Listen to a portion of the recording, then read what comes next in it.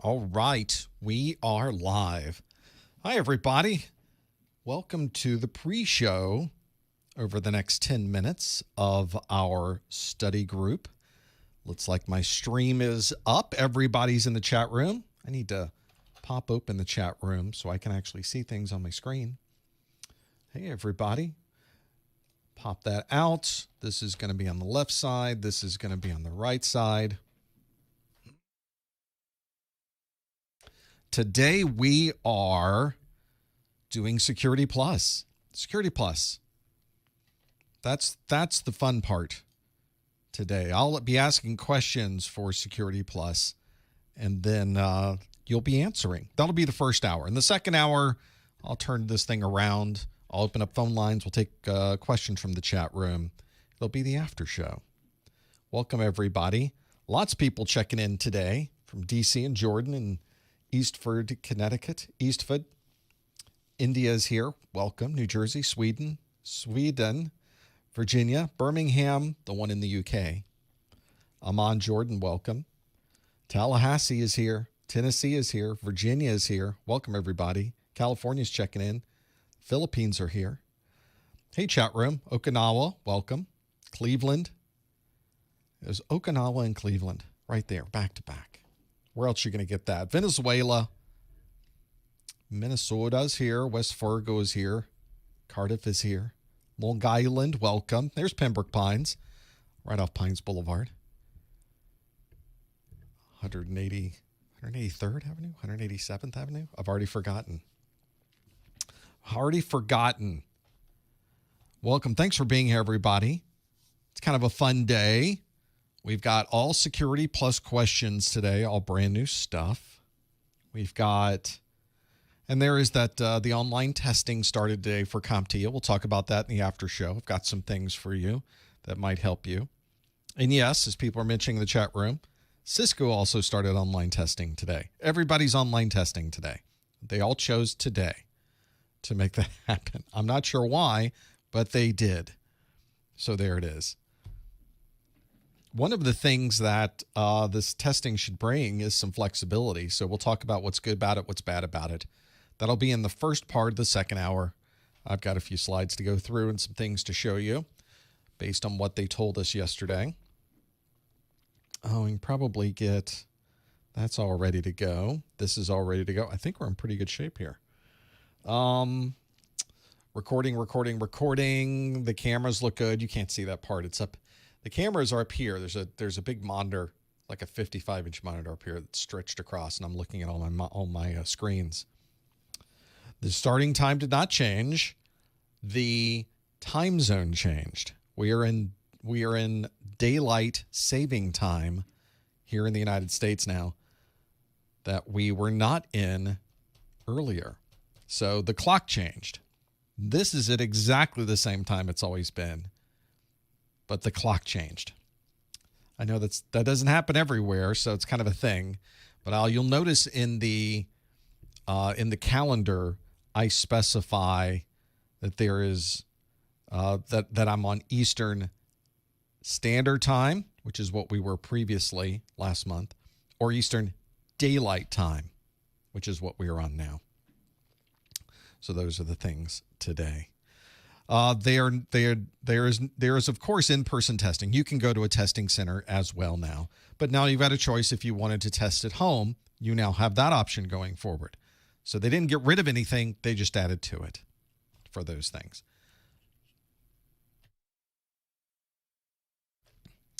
Yeah, there are probably going to be a lot of challenges. I think everybody hit the poor Pearson VUE website this morning first thing and just annihilated it. So if you were looking to schedule your exam for to take it home, you may want to wait later today. I think it'd be better for everybody. It's not like it's a time-sensitive issue anyway. Got some flexibility. So that's one of the big things happening today is all of the online testing services going live. Cisco and CompTIA using the same service from Pearson VUE, which I'm sure is contributing to the little bit of bumpiness in that road to have those things there. I don't think this is a version 1 of remote testing. This is not the first time this has been done by Pearson VUE. They've been doing this for years. All they did was enable it for CompTIA stuff. So this is not even close to being a version 1 of this thing. This is years in the making. So that's what that's about. They'll have to I'm sure their servers were not prepared for the onslaught, because everybody wanted to get on board with that first thing. I get it. That's, everybody wants to get in there and do it online and have some fun with it. But, that's not exactly going to work. If you all hit my website at the same time, it would be a challenge too. So, although technically you kind of do this here. So, one of those things.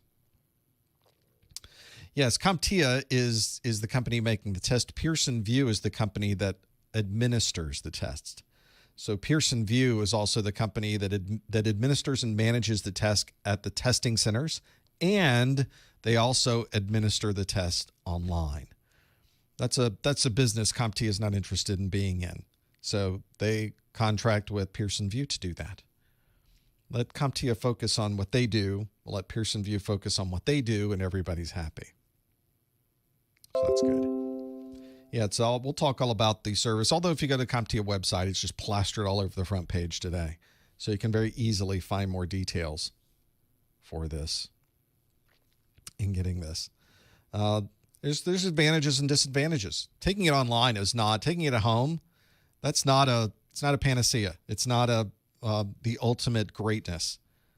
I would probably still take it in a testing center myself. Me personally, I would probably still go to a testing center. But you may not have that option, and there may be a time constraint. And right now, the testing centers in my area aren't open, so I don't have a choice to be able to do that. So in many ways, now you have an advantage over everybody else by taking it at home versus taking it at a test center, because you don't have the option at a test center. So there's pluses and minuses, and we'll talk in the after show, and I'll try to answer your questions. I know only what they told us about it. We got a very nice overview of the process. I understand a lot more about what is expected for your testing environment to be. You can't just sit on your couch and take a test. So it's you are in a testing center. You're setting up your bedroom, wherever you're going to be, your office. You're setting it up like a testing center, and they're watching you and listening to you and talking to you and chatting with you, and it's a whole thing. It's a whole thing for all of that. But I'm glad there's the option. We didn't have the option before, so that's good. But it's an option I think will fit very well for many people. So I think that's good. Today is all Security Plus, by the way. We're all doing Sec Plus. I've got all new Security Plus questions for you and all of those things. So we'll be able to figure that out.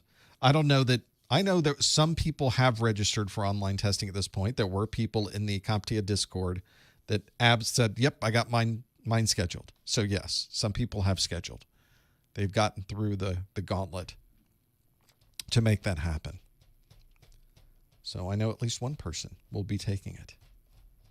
It's one of those situations. I'm curious to know how they'll scale it, how well they will be able to scale it. You've got all the CompTIA and all the Cisco folks all wanting to happen all at once. And so that's the one that I'm finding interesting. Will they be able to do 100 people a day, 200 people a day, 1,000 people a day, 5 people a day? I don't know. So, yes, these are all questions. We'll talk about this in the after show. What happens if your computer crashes in the middle of the test? What happens if your internet connection goes out in the middle of a test?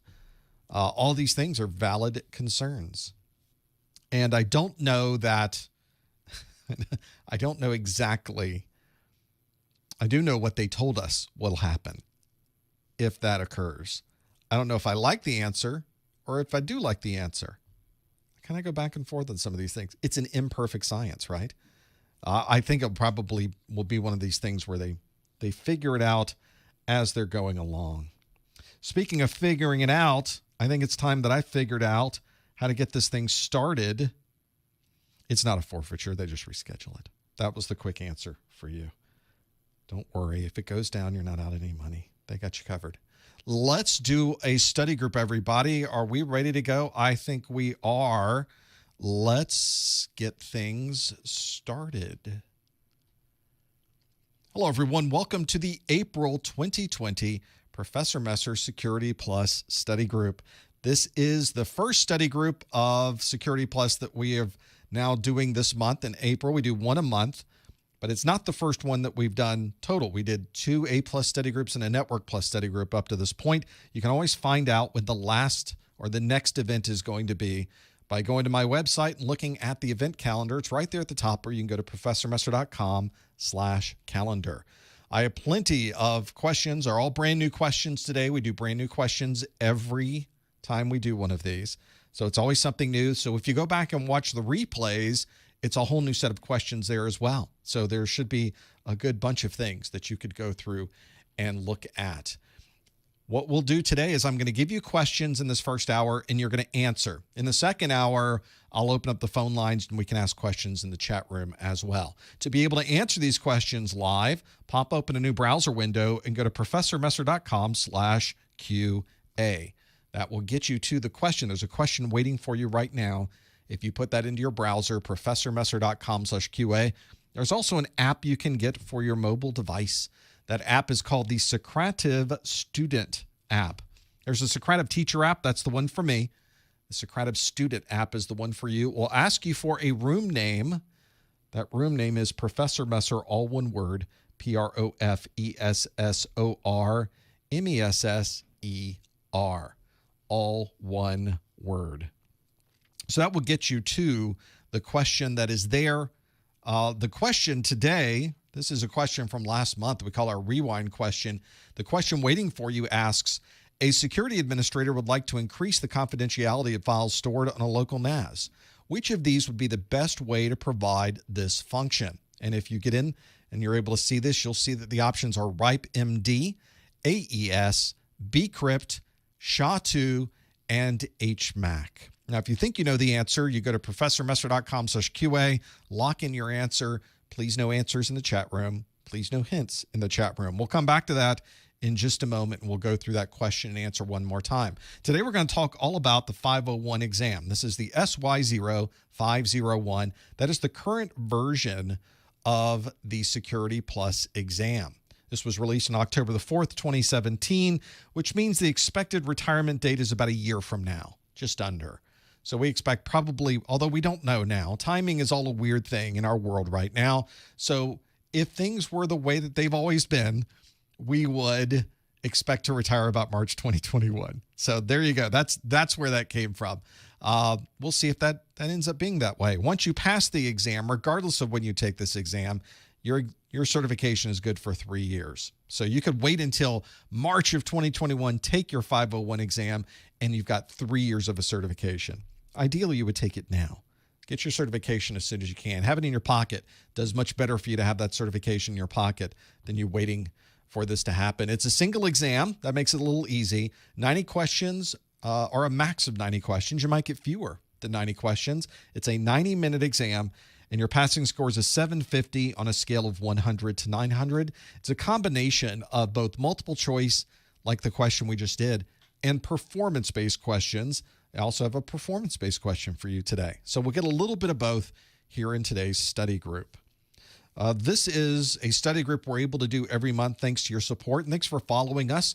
I have weekly Security Plus questions available on my Twitter stream on professormesser.com/Twitter. Don't forget about the Security Plus videos on professormesser.com/YouTube. Also have Security Plus questions on the Instagram, professormesser.com/Instagram.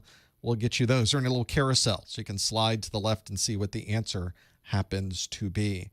Also remind you that all of the details from every single one of my videos is also available in one consolidated view. These are my Security Plus course notes. They are a single way that you can get details on everything that I might have in my videos from every video. How many pages is it now? 94 pages, 93, 94. They are extensive. Everything I put in my videos all of here's a DNS amplification. So there's a little graphics directly from the video, all of the text from the videos, it's in here.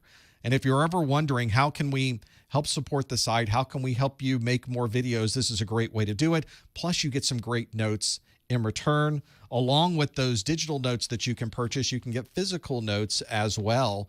So if you ever wanted to, it's the same information. It's just made from these dead trees. It's physical, book, right? It's on this nice color, full color book. It is, see, full color. It's perfect bound. I guess they call it sort of the same binding they use for a paperback book. Nice high quality paper as well. So if that's something interests you, if you buy the physical version, you get the digital version for free as well. Learn more about that. ProfessorMesser.com/SecurityCN for security course notes. Security CN. There's also links at the top of the website. Another great way to support the site is to buy things on Amazon, but first come to our site by going to ProfessorMesser.com/Amazon. You pay the same low price you've always paid at Amazon, but they give us a little bit of a commission. That helps keep things going here as well. You can find that at ProfessorMesser.com/Amazon. We have also updated our pop quiz questions on the website. There are now 4 pop quiz questions of 10 questions apiece out there. I've got some for A+, Core 1 and Core 2. I've got some for Network Plus. There's a link for Security Plus as well. These are archives from previous study groups. So if you want a consolidated way to take some of the study group content, you can find it at ProfessorMesser.com/popquiz. An audio version of this study group is available in podcast form. You can find that at ProfessorMesser.com/podcast. There's also video replays available on my website. If you do look at the video replays, about a day later, my marketing manager, Lori, who's watching this, she has to go through this whole thing. Hi, Lori. And give us timestamps on everything. So some people feel that it's hard to find things in the video. All you have to do is look at the video description on YouTube and click directly on the timestamp you want to go to. It's really, really fast when you do it that way. Let's see how you did with that first question that we asked today. That was our study group rewind question. And it asked, a security administrator would like to increase the confidentiality of files stored on a local NAS. Which of these would be the best way to provide this function? And your options were RIPE-MD, AES, bcrypt, SHA-2, and HMAC. Now, you should be able to parse those out because the question was asking about confidentiality. And one of the best ways to keep things confidential is to encrypt it. And whenever you see the word confidentiality or confidential, it's referring to making things encrypted. And that encryption, in fact, looking at this whole list, only one of these items is encrypted. 53% of you say it's AES, 20% say it's bcrypt, 22% say SHA-2, kind of a tie for second. And then way back in the back, 5% say HMAC and 2% say RIPE-MD. AES, 51% of you were spot on. The advanced encryption standard is a very common way to encrypt and make confidential data.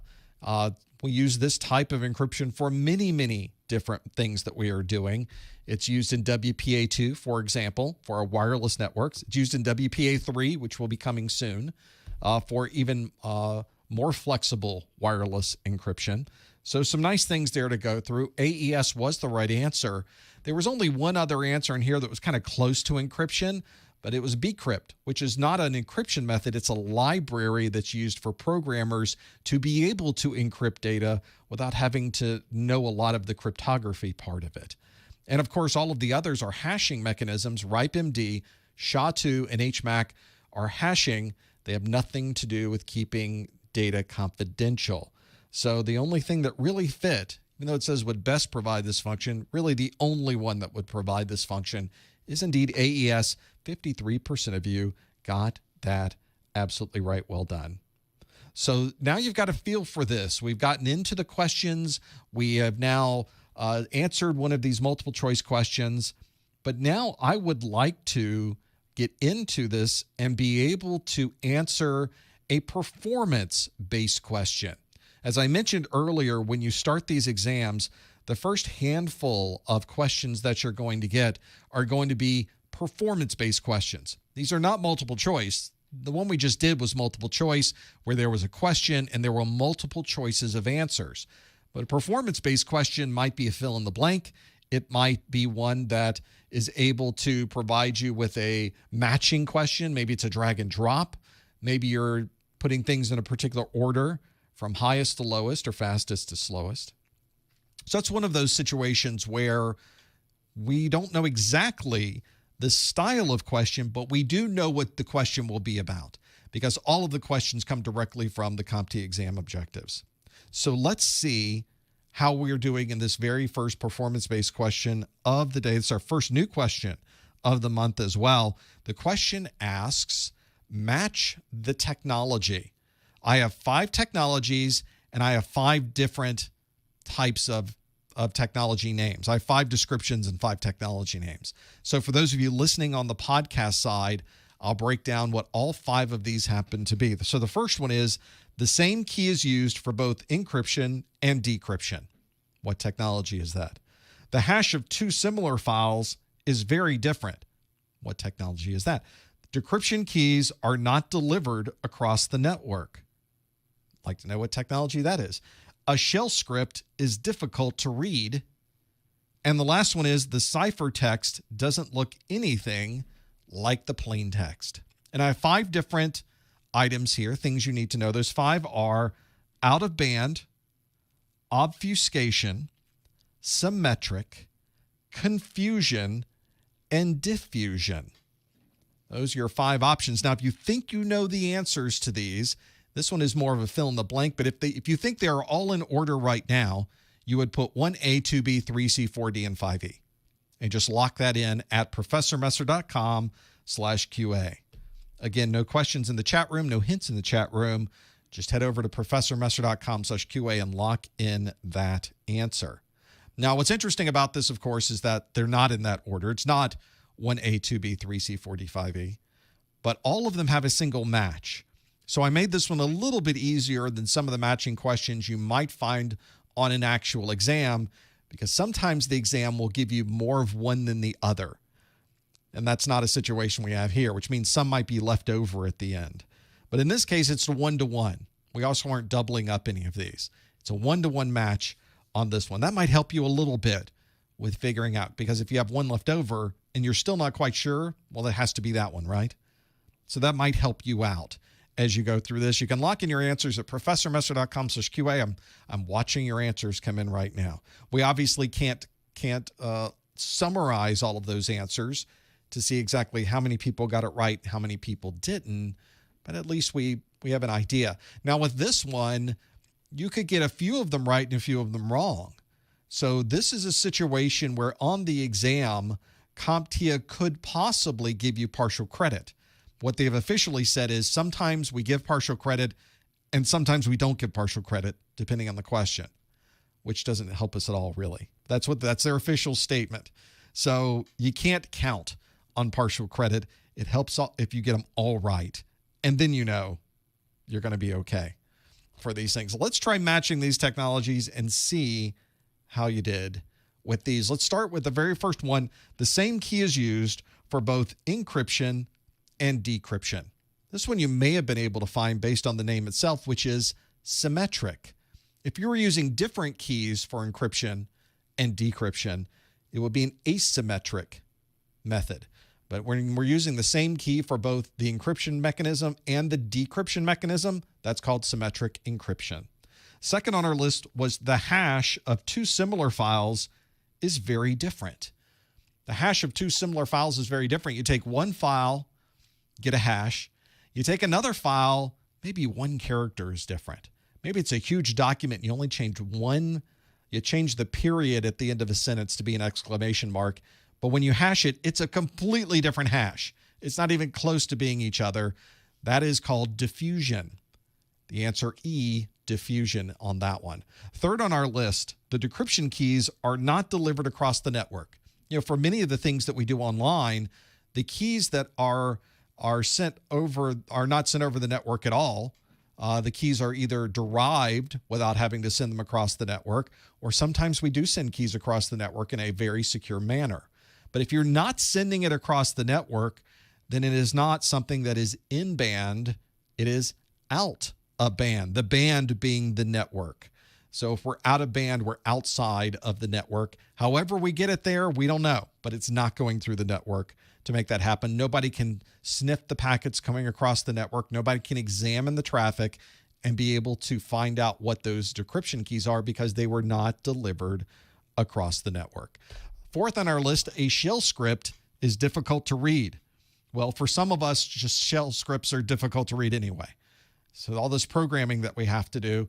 But when somebody intentionally makes it very, very difficult for humans to understand, that's called obfuscation.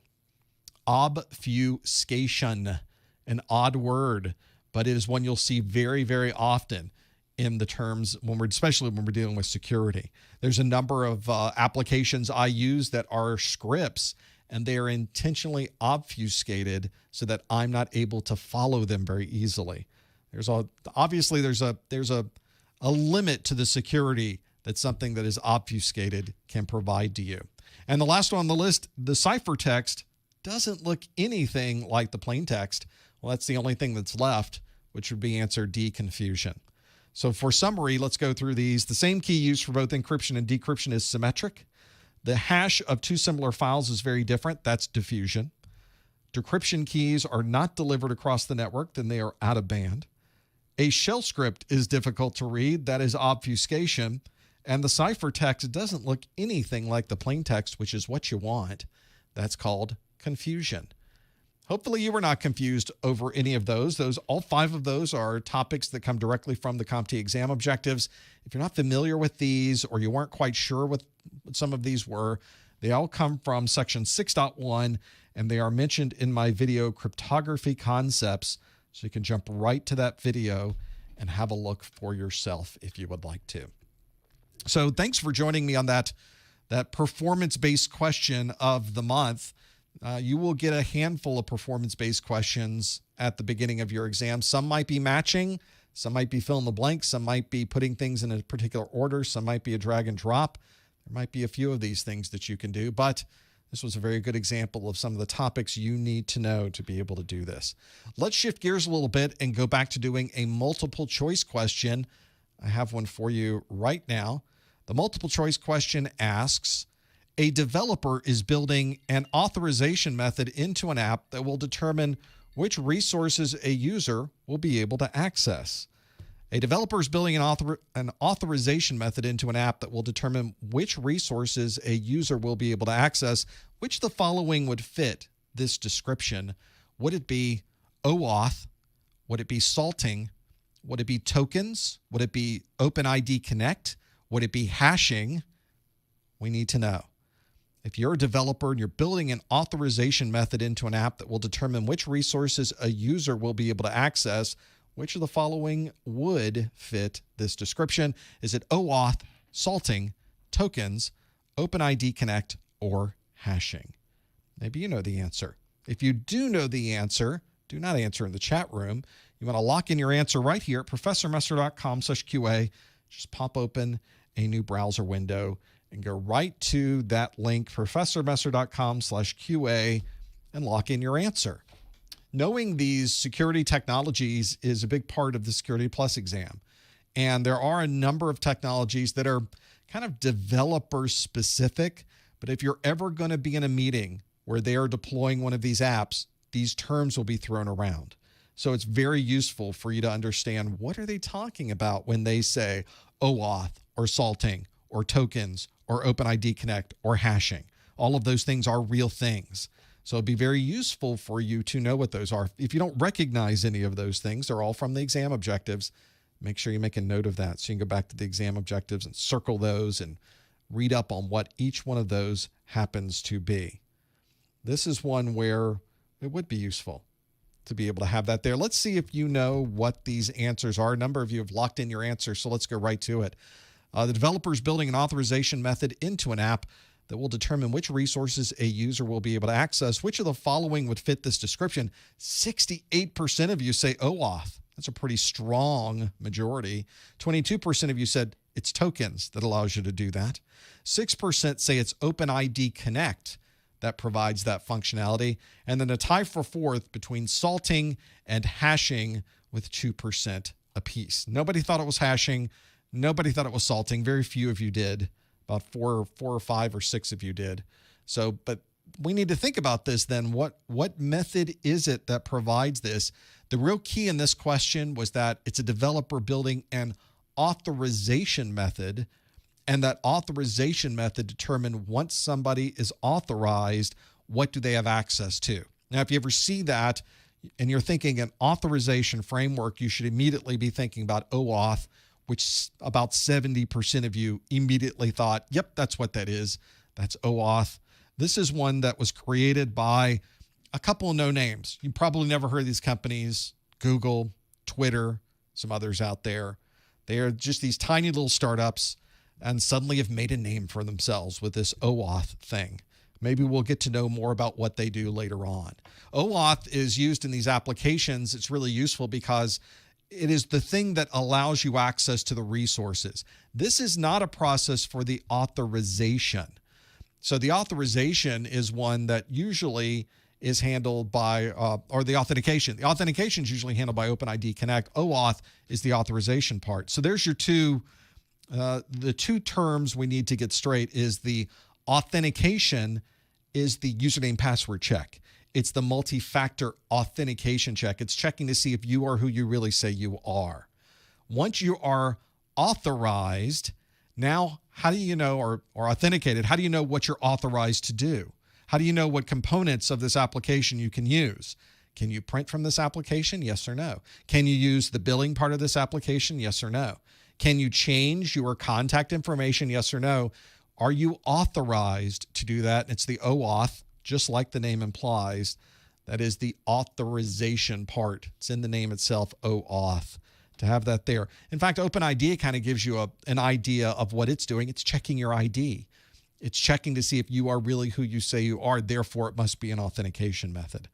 If I could get those straight in my tongue, talking about them today, hopefully I didn't throw anybody by some of those terms and some of the things that we're doing. But if you're ever working with an application developer, they're building some of these things into their applications, then this is something that you will probably see used, is the OAuth, probably in conjunction with OpenID Connect, so that they get both of those used with the same application. So OAuth, you were spot on with that. Almost 70% of you chose that option. Tokens is an option that can be used primarily for authentication. Once you provide your username and password, you are assigned a token that you can then show people and say, yes, I've already checked my username and password. I'm the person that would be able to use this. And that is that token piece is probably one that fits best under the authentication methods, not authorization methods. OpenID Connect, we already mentioned, is also a method used for authentication. And then the salting and hashing are methods that are used. Salting is something you would combine with hashing, generally to store information that you don't want somebody to be able to brute force or use some type of rainbow table, or be able to easily take that hash and undo the hash, or brute force the hash. There's no way to undo a hash. You'd have to brute force until you find what the match of that hash happened to be. And by salting it, makes that process much more difficult to have those things there. So the folks that answered OAuth, the 70% of you answered AOAuth, you were spot on with this. You definitely have your authentication and authorization methods down for building those applications. Let's do some more questions. We've got time for some more. So here's one that we can do. This next question asks, a security administrator has written a set of procedures to follow when using company internet resources. Which of the following would best describe this control type? A security administrator has written a set of procedures to follow when using company internet resources. Which of the following would best describe this control type? I have some options available. Is it physical? Is it deterrent? Is it compensating? Is it administrative? Is it preventive? 5 different options to choose from, 5 different control types, actual control types to be able to see. You can find and lock in your answer at professormesser.com/QA. Please be able to lock in your answer there. Don't answer in the chat room. No comments in the chat room. Have that there.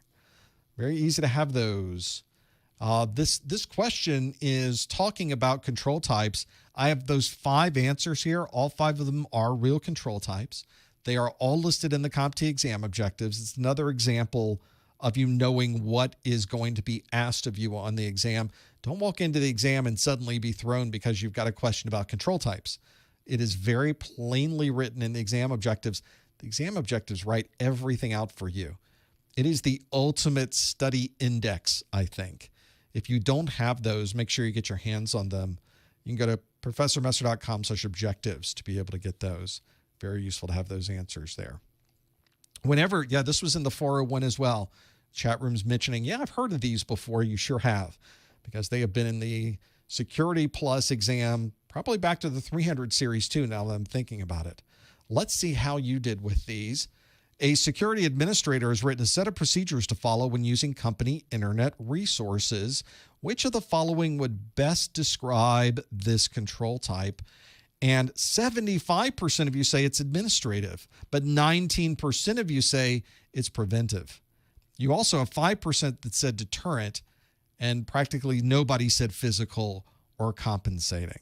So if we go with what must be about 3/4 of you saying administrative, is that really the control type for the set of procedures that you have to follow when using company resources? We've all seen these, haven't we? We've all been handed these. If you're going to use the internet while you're here at the company, here are the set of guidelines you must follow. That is a control type to be able to use these.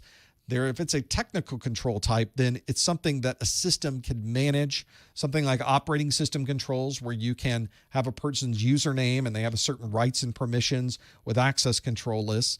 But the one that deals with us being given a set of rules and regulations, you can think it was written by some administrator, right? Well, it absolutely was. That means it's administrative. It's a set of security policies. It's a standard operating procedure. It's a set of guidelines to use whenever you're on a guest network. It's guidelines to use when you're using the internet connection. All kinds of different control types to be able to use that. This administrative are the things that you're writing up and showing you this is what you can do and what you cannot do. Now, of course, it's either up to you to not do that. Some organizations might even include additional types of controls, because although we gave you a sheet of paper that says you can't go to this type of website, we're still going to have a URL filter on our firewall to prevent you from going there as well.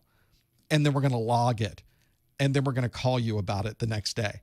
Some companies are very, very, very much that way with security. Others just say, please don't do that. And they leave it up to you to be an adult, which works sometimes. Sometimes not so much. Administrative was the right answer, though. 77% of you, absolutely correct. That is an administrative control type. That we already looked at the technical control type, which was not listed here. There's also a physical control type that nobody chose. Physical control types are things like fences and man traps, and anything we're locking down with a lock and key would be physical. We've also got deterrents, things that might deter people from doing something bad. Maybe it's a banner that shows up when a login screen shows up saying, don't log in here, I'm warning you. That's a deterrent. Hopefully, it's a type of deterrent. You have a compensating control. If something goes south, how can we compensate for this problem? A UPS, for example. And some of the control components that you would use, the things that you would use to do this fit into multiple control types. So there's not a one-to-one either. Sometimes you may see control types being put into, or components being put into multiple control types for those. Have those there. They could use a VPN to get around the internet rules, say the chat room. How dare you? Of course, they could have a next generation firewall that is already expecting you to do that and is blocking a VPN from doing that as well. So that's one of those scenarios where you can try. It's a race. It's a game. Whatever you try to do to get around the security control, the security people are trying to give another block to be able to make that, and we keep doing it. Yes, ultimately you just get fired, and then they don't have to worry about it because you broke the rules for having that control type there. If you answered D, administrative, 77% of you got that one absolutely right. Well done. Well, if you like some of these questions and you're thinking, I need to study up, learn everything I need to know, and I would really like to be able to answer questions directly from something that would be more like the exam, I've written a whole book of these. I've written a book of 3 separate practice exams that have 5 different performance-based questions on each one. It has 85 multiple choice questions on each one of those.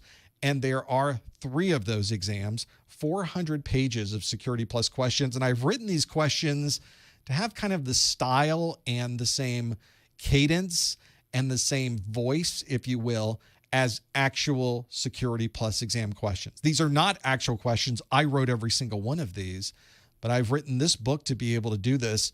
You can find out information about that at professormesser.com/securitype. Security Practice Exams is what that stands for. Here's an example of this. This is the practice exam PDF that I have in front of me. I have a multiple choice question here that says, you've hired a third party to gather information about your company's servers and data. The third party will not have direct access to your internal network, but can gather information from any other source. Which of the following would best describe this approach? Is it backdoor testing, passive reconnaissance, OS fingerprinting, or gray box penetration testing? And then you can write down your answer, store it for later, or you could check your answers right now. If you click on the screen on the PDF, I click the details, and it takes me to a page that has that same questions, but shows me that the answer was B, passive reconnaissance, and tells me passive reconnaissance focuses on learning as much information from open sources as social media, corporate websites, and business organizations. And what it also does is tells you why the wrong answers were wrong, which is very, very difficult to find in a practice exam. So it tells you why backdoor testing was not the right answer. It tells you why OS fingerprinting was not the right answer. It tells you why gray box penetration testing is not the right answer. And after you go through all of those, I give you a QR code. In fact, if you pointed your phone at the screen right now with your camera there, you don't have to take a picture, just point the camera at it. It will take you to my video for penetration testing, which is the SY0-501 Objective 1.4. And if you wanted to type it in, the link is there as well. You can either click that link on the screen. It will also take you to that video. And once you're done with this, I can use the back button in my PDF reader to go right back to where I was, and I can go to the next question, which asks about TLS. I have an entire 400-page book full of questions like this that I think might help you for the exam as well. These are the practice exams. You can get that as a digital book, just like my course notes. You can also get it as a physical book. Here's the physical book. It is literally 400 pages, just page after page after page. After every single question is detailed and explains why a question was right, why the different answers were wrong. Every single question. This is the set of practice questions I wish I had when I was taking my Security Plus exam. Maybe it's something that you will find helps you as well. Learn more about that at professormesser.com/securitype. And it's not an app, it's a book for this. And I wrote it as a book because if I wrote an app, okay, what app do I make it for? Do I make it for an iPhone or do I make it for Android? Or do I make it for both? Now I have to support 2 apps. Well, what about the people on Mac OS? What about the people on Windows? What about the people on Linux? So a book everybody can read, though. Everybody has access to this data when it's in book form. So that's why you will find this as a PDF that you can put on an iOS device. You can read this on your iPad. You can read this on your Android tablet or your Android phone or your Windows computer or your Mac OS computer or your Linux. It works across everything, which is what I was really shooting for. Learn more about that at professormesser.com/securitype. And thank you for those of you that have purchased this already and your comments and your feedback. It's very much appreciated. Thank you so much. Let's do some more Q&A. Got another one for you. This next question asks, very straightforward question. Which of the following would describe data in use? Which of the following would describe data in use? Would it be a credit card number is encrypted before transmission? Would it be a packet of data is transmitted from one site to another? Would it be a database contains a list of all customer addresses? Or would it be that core operating system files are stored on a boot drive? Which of those would best describe data in use? If you know the answer, go to professormesser.com/QA and lock in your answer. So I'm supporting Mac OS, Windows, Linux, iOS, Android. Folks in the chat room, I'm not supporting Vines. Vines was a network operating system. You were still connecting to Vines through your DOS computer. I don't know, was there a PDF reader for DOS? I don't know if there was. There is something you can use, but I haven't tested it with the book. So if you have DOS, maybe I can't support that one. And obviously, if you were running LAN Manager, no, not supporting LAN Manager. If you're running Novell, NetWare, not supporting NetWare for those.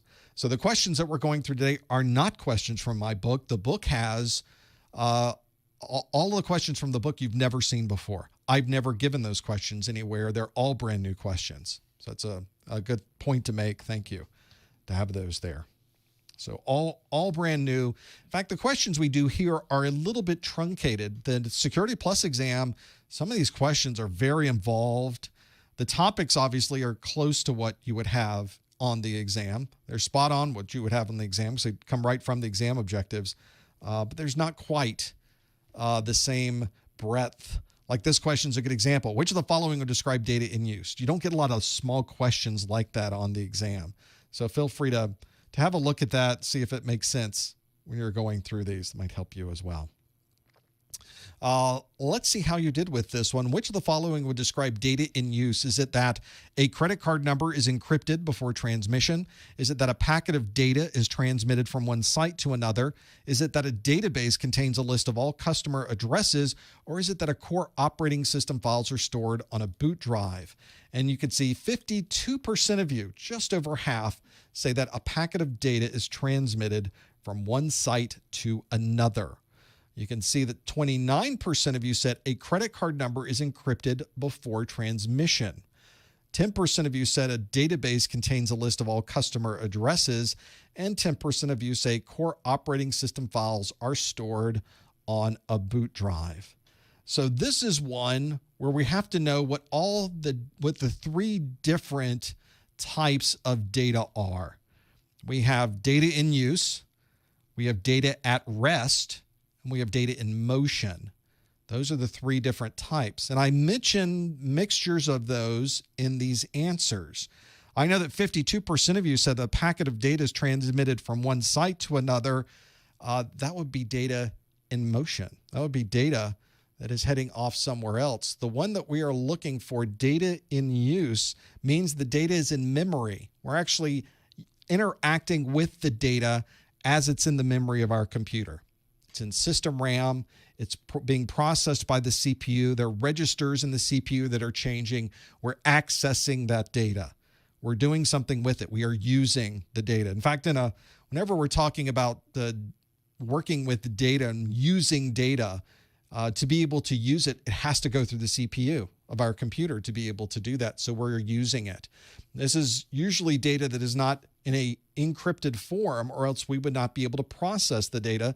So we're usually using that data. We're decrypting it. We're now processing the data. We might be re-encrypting it to be able to send it on its way somewhere else, but it's in memory and we're doing something with that data at the time. This is not a security technique. Obviously, if it's in use and we're using this data, it is not in an encrypted form. The bad guys know this. Attackers will find the section in memory where those credit card numbers might be, for example. I'm looking at you, folks that got through the target breach. They pulled it right out of the credit card transaction that's occurring on the point of sale terminal. So they're not waiting for it to go across the network. When it goes across the network, it's encrypted. So they just pulled it out of the memory of right there as you're standing there. As the person in Target was typing in and scanning all of your things, they had already put malware on the unit that was in front of you and stole your credit card number. So that's an example of how someone can take data in use. This was back in November 2013 and steal, 110 million credit cards? So very, very, very useful for the bad guys. They're looking for that data in use to be there. So if we look at all of the options we had, a credit card number is encrypted before it is transmitted. If we are encrypting that data, taking what we know of it and encrypting it, we are using it. So the 28% of you that answered A, a credit card number is encrypted before transmission, that was the right answer. We are using it. It's data in use. A packet of data transmitted from one site to another is data in motion. We have a database contains a list of all customer addresses. That's data at rest. And core operating system files are stored on a boot drive that is also data at rest. So that's a good example of where breaking all of those things out and being able to see where we can categorize data is going to be very useful for your exam. All three of those methodologies, the data in use, the data in transit, data in motion, and the data at rest are all listed. So think about where data is and see if you can understand what you would assign to that data and know what state of data that might be. Those states of data is pretty important. So if you got it wrong, that's okay. 28% of us got it right, that's okay. Because now everybody who got it wrong now knows what the answer is going to be next time. It's an opportunity to learn something before you sit down for the exam, and now that's not going to throw you if anything like that comes up on your exam. Let's do another question, another multiple choice-based question I have for you. This question asks, here we go. While logging into a payroll application, a user is required to enter a series of numbers from an app on her mobile phone. Which of the following would best describe this task? While logging into a payroll application, a user is required to enter a series of numbers from an app on her mobile phone. Which of the following would best describe this task? Would it be something you have, somewhere you are, something you do, something you are, or something you know? Oh, we're now dealing with these, are we? We know what these options are. So while logging into payroll application, a user is required to enter a series of numbers from an app on her mobile phone. Hopefully you are as well. Which of the following would best describe this task? Is it something you have, somewhere you are, something you do, something you are, or something you know? Lock in your answer. If you think you know the answer, go to professormesser.com/QA. Please no answers in the chat room. Please no hints in the chat room. See if you can put that answer in there and lock it in at professormesser.com/QA. Should be a good one to break down. Now we're going to have to look at all 5 of those, aren't we? We're going to have to really figure out, based on what we're trying to do with that process of logging into a payroll application, how are we going to figure out what those happen to be? Figure out the details. If you think you know, feel free to break that down and put your answer in. Lock it in. Don't be afraid to. Take a guess. In fact, that's a good example of something you should always know for the exam, is that never leave a question blank. If you leave a question blank, you get no points for it. If you get a question and you're trying to, you're trying to find the best answer and you just take a guess and you get it wrong, you get no points, which is okay too. But if you guess and you get it right, you get free points. So this is a situation where you lose nothing. There's no penalty for guessing. So please absolutely take a guess on your exam. On this one, if you don't know, take a guess. Lock it in. Figure out those. I think that might be useful. Free to go through and figure all those out. Let's see if you know the answer to these. This is one that might be useful. Let's go through the possibilities here. While logging into a payroll application, a user is required to enter a series of numbers from an app on her mobile phone. Which of the following would best describe this task? We have 63% of you say that is something you have. We have 22% of you say that's something you know. 11% of you say it's something you do. 3% said something you are, and 0% say it's somewhere you are. So you got a few options there to choose from. Let's see if you happen to know what this happens to be. Let's have a look at what this one was. You've got a mobile phone with you. It's giving you some pseudo-random numbers to plug into the authentication process. That is something you have. Something you have. We often think of this as like a smart card. We have a card with us. We slide the card in. That's something we have. That, in fact, we usually combine that with some other method, like putting in a personal identification number. Same thing for a USB token. There might be a certificate that's put on this USB drive, and by plugging that in, they can confirm that the two parts of that asymmetric certificate match. May even be a symmetric certificate, probably not. But that's another example. Same thing with tokens, though. You have these tokens that are hardware that might create what we call pseudo-random codes. They seem like random codes. A human being would never be able to guess what the next number is, but it's actually an algorithm that creates the same number on both your token generator and on the server side. So the server knows what the previous, the current, what the next number is going to be before you even type it in. And it's checking to see if it matches on those. Most commonly, we don't really see these hardware tokens a lot anymore because we all have it on our phone. There may be an app on your phone that provides the same functionality. So effectively, your phone has replaced this hardware token that you might take around with you places, or your phone might send you an SMS. I know that security folks say that's a bad idea, that SMS is not a great way to do this, and they're right, and we still use it. So you can send me letters and emails saying, SMS is wrong, you shouldn't use that, except we do. And it is something you have. It still qualifies as something you have, even if that's the case, even if something like that is what we're doing with it. So hopefully that can help you in understanding what those differences are. Now, in this case, something you have is definitely the answer. It's a payroll app. We're typing in a username and password, and then it usually asks for a series of numbers. We open up the app that's on our phone. Something we have is our phone. Technically, I guess something we have is the app, and we wouldn't have the app unless we had our phone with us. If we took that same app and we installed it on a different phone, it would give us a different number because the phone has a very unique serial number associated with it.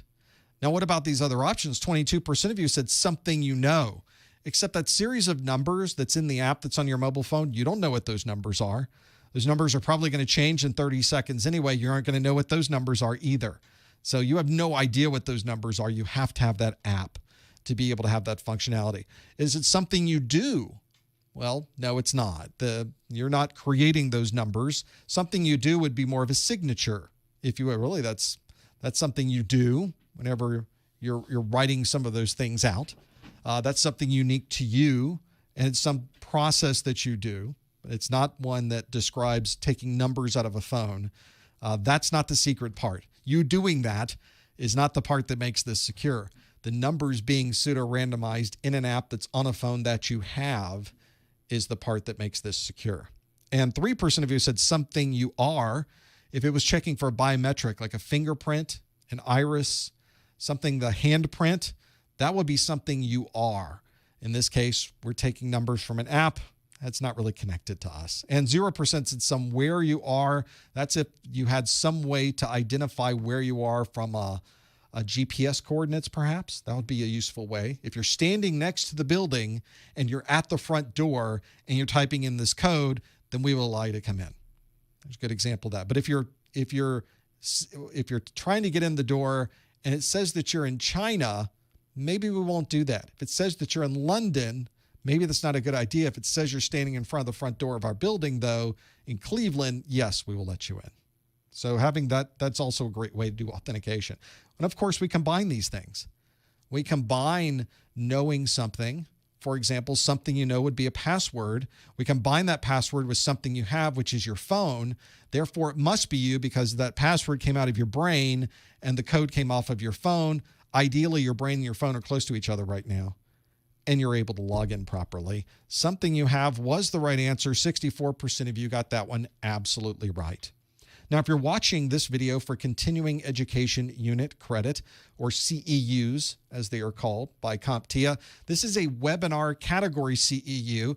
I think you have to earn, 60 CEUs to renew your Security Plus, 50 or 60 at this point. This can get you up to 10 of those. So you can't just watch all of my study groups for CEU credit. But if you wanted to get 1 hour of this for your CEUs, you're able to do this, but you must follow these instructions to be able to earn an email from me that I will digitally sign that says you must have been here. What you want to do is go to the top or the bottom of the Professor Messer website. At the top or the bottom of the site is a Contact Us link. Click Contact Us, which is really contact me. These emails will be going to me. Pops open a form. In there, put your name, put your email address. Email address is important because I'm emailing this back to you. In the subject line, if you could put that this is a April 2020 Security Plus study group. And in a single line by itself in that message, put the words, something you have. And then you can put anything else you like in there as well. These messages come directly to me. I can't respond necessarily to every single one of these, but I am able to read through every single one. So know that I will be reading everything you put in there. Whether you like it or not, I'm going to read through it. Would these count for an A+ CEU? Yes, they would, because security is a topic covered on the A+ exam, and well over 50% of what we're doing here is security related. It's 100% of what we're doing security related. Same thing for Network Plus. So this particular study group is good for you, whether you have an A+, Network Plus, or Security Plus. Follow those instructions. Go to the top or the bottom of the website, click Contact Us, fill out that form. Somewhere in the body of that form, put the words, something you have, and then wait about a week. And then about a week later, I will get this back. It takes me time to first get them all received, and then I have to sit down and go through each one of them individually. And I kind of shotgun through them quickly, but there are hundreds of them that I have to go through every month. So it takes me a little bit of time, but there's kind of an automated process. I have a little script that runs. Once I click and go, yes, that one is okay, it does a few things, and then I send it off. So be patient with me. This will not return to you in a matter of moments. This is not an automated process. I'm about as manual as it gets when it comes to these CEUs. So I appreciate your patience. If this is something that you need very quickly, if it's time sensitive, just tell me, let me know, and I'll be glad to do that. Be able to walk through those. Let's do another question. We have time for some more. Let's do another multiple choice question. Here's one that asks, a laptop costs $1,000 and 10 laptops are stolen in a calendar year for a total cost of $10,000. In this scenario, what is the ARO? A laptop costs $1,000 and 10 laptops are stolen in a calendar year for a total cost of $10,000. In this scenario, what is the ARO? Is it 10? Is it 12? Is it 1,000? Is it 10,000? Or is it 12,000? If you think you know what the answer is, go to professormesser.com/QA. Lock in your answers. Please no answers in the chat room. Please no comments or hints in the chat room. Figure it out. A laptop costs $1,000. 10 laptops are stolen in a calendar year for a total cost of $10,000. In this scenario, what is the ARO? Is it 10? Is it 12? Is it 1,000? Is it 10,000? Or is it 12,000? Lock in your answer. What is it? What could it possibly be? Don't tell me in the chat room. You want to lock it in at professormesser.com/QA. Be able to have the answer right there for the laptop. Figuring out those details. This idea of being able to track this type of financial and numerical understanding of risk is an important one. And of course, it is listed in the exam objectives, as all of these are. So it's important to know what some of these abbreviations are, what the concepts are of this. There's different ways to perform these calculations and an understanding of what these calculations might be. So feel free to have your own idea of where this might come from. See if you can lock in what you think this might refer to. Be a good way to do that. I think that'd be absolutely the one of this. Have I ever thought of running for public office? I've intentionally thought of never running for public office. Absolutely not. Nope. Not going to do it. Not me. Not the one that I'm going to do anyway. Not a chance. The acronyms are a bit of a problem. Folks in the chat room are saying, how in the world do you remember acronyms? Network Plus is probably the largest set of acronyms that you'll run into in these three different exams. You've got A+, Network Plus, and Security Plus. I would say Network Plus, lots and lots of acronyms. Security Plus right behind it. Tons of acronyms to be able to have that there. So really a bit of a challenge. Whenever I start worrying about that, it's a problem. The problem I have is that I call it by the acronym so much, I forget what the acronym is. One of the things I did, in fact, we talked about my book earlier, is that in the book where I'm describing examples, maybe I can find you one since we're talking about this. I'm going to click on one that's a lot of acronyms, so you get a feel for what I did in the book, because this ties me up too. So here is a page from my book that talks about TLS and all these protocols. And every time you see an acronym in an answer, I try to spell out what the acronym means. So for SSH, I try to spell out Secure Shell. For SNMP-v2, I spell out Simple Network Management Protocol version 2. Even though we never call it Simple Network Management Protocol version 2, we always call it just SNMP. But I want you to see it over and over and over again. So that's one of the things that I did in the book, because I have the same problem. I get to where I forget what ARO, what's ARO meaning? What is, got to remember. But if you remember what it is, it almost answers the question for you. So those types of things are useful to know as well. Let's see how we did with this one. A laptop costs $1,000. Those are expensive laptops. And 10 laptops are stolen in a calendar year for a total cost of $10,000. In this scenario, what is the ARO? 56% of you say it's 10. 26% of you say it's 10,000. 8% say it's 1,000. 7% say it's 12,000, practically a tie.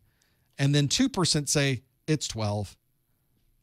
So which one would it be? When we went with the majority on that last one, or the one before that wasn't the right one. The real key here is figuring out what the ARO is. And if you remember that ARO stands for annualized rate of occurrence, then you were almost all the way there. Whenever you start trying to figure out what those things are, this is where it really becomes a bit of a challenge. ARO, the annualized rate of occurrence. Now, if that's all we know about the likelihood of this occurring, we can go back to this question and go, the ARO, the annualized rate of occurrence, we know that 10 laptops are stolen in a calendar year. That is annually the rate of occurrence. That's how often that occurs. They are stolen 10 times in a year. 10 is our number. 55% of you spot on with ARO. Some of these other terms you need to know for this are things like SLE, which is the single loss expectancy. I use the same numbers in my question as I use here. If a laptop is stolen, that single asset is a loss of $1,000. That is a single loss expectancy. So for an entire year, we want to know what the annual loss expectancy is. We need to take the cost per a single loss and multiply by the number of times it occurs, your annual rate of occurrence, to come up with, for example, if 7 laptops are stolen in a year and each laptop is $1,000, it's $7,000. In our question, we had 10 laptops stolen in a year. Each one is $1,000, a total of $10,000 for the entire year. Whenever we start trying to figure out what these challenges are with these calculations, this is where it really becomes a bit of an issue, because now we have to figure out, where are we going to budget for this? How much money are we going to spend to be able to put these things out? Do we need to plan? Do we need to buy third-party insurance? Should we insure ourselves internally? How much is that third-party insurance going to cost in a year? How much are the laptops being stolen going to cost in a year? So there's these balancing act. It's just a business decision. It's a numbers game. How are we figuring out what these are going to be? That's where we would figure it out. We break those down and do one after the other after the other. I think we have some time for one more. Let's sneak in one more question for our multiple choice before I open up the chat room and we talk about the online training that CompTIA announced or released today. So here's our multiple choice question that asks, a user has digitally signed an email. Which of the following would the recipient use to verify the contents of the message? Would they use a public key, a symmetric key, an ephemeral key, or a private key?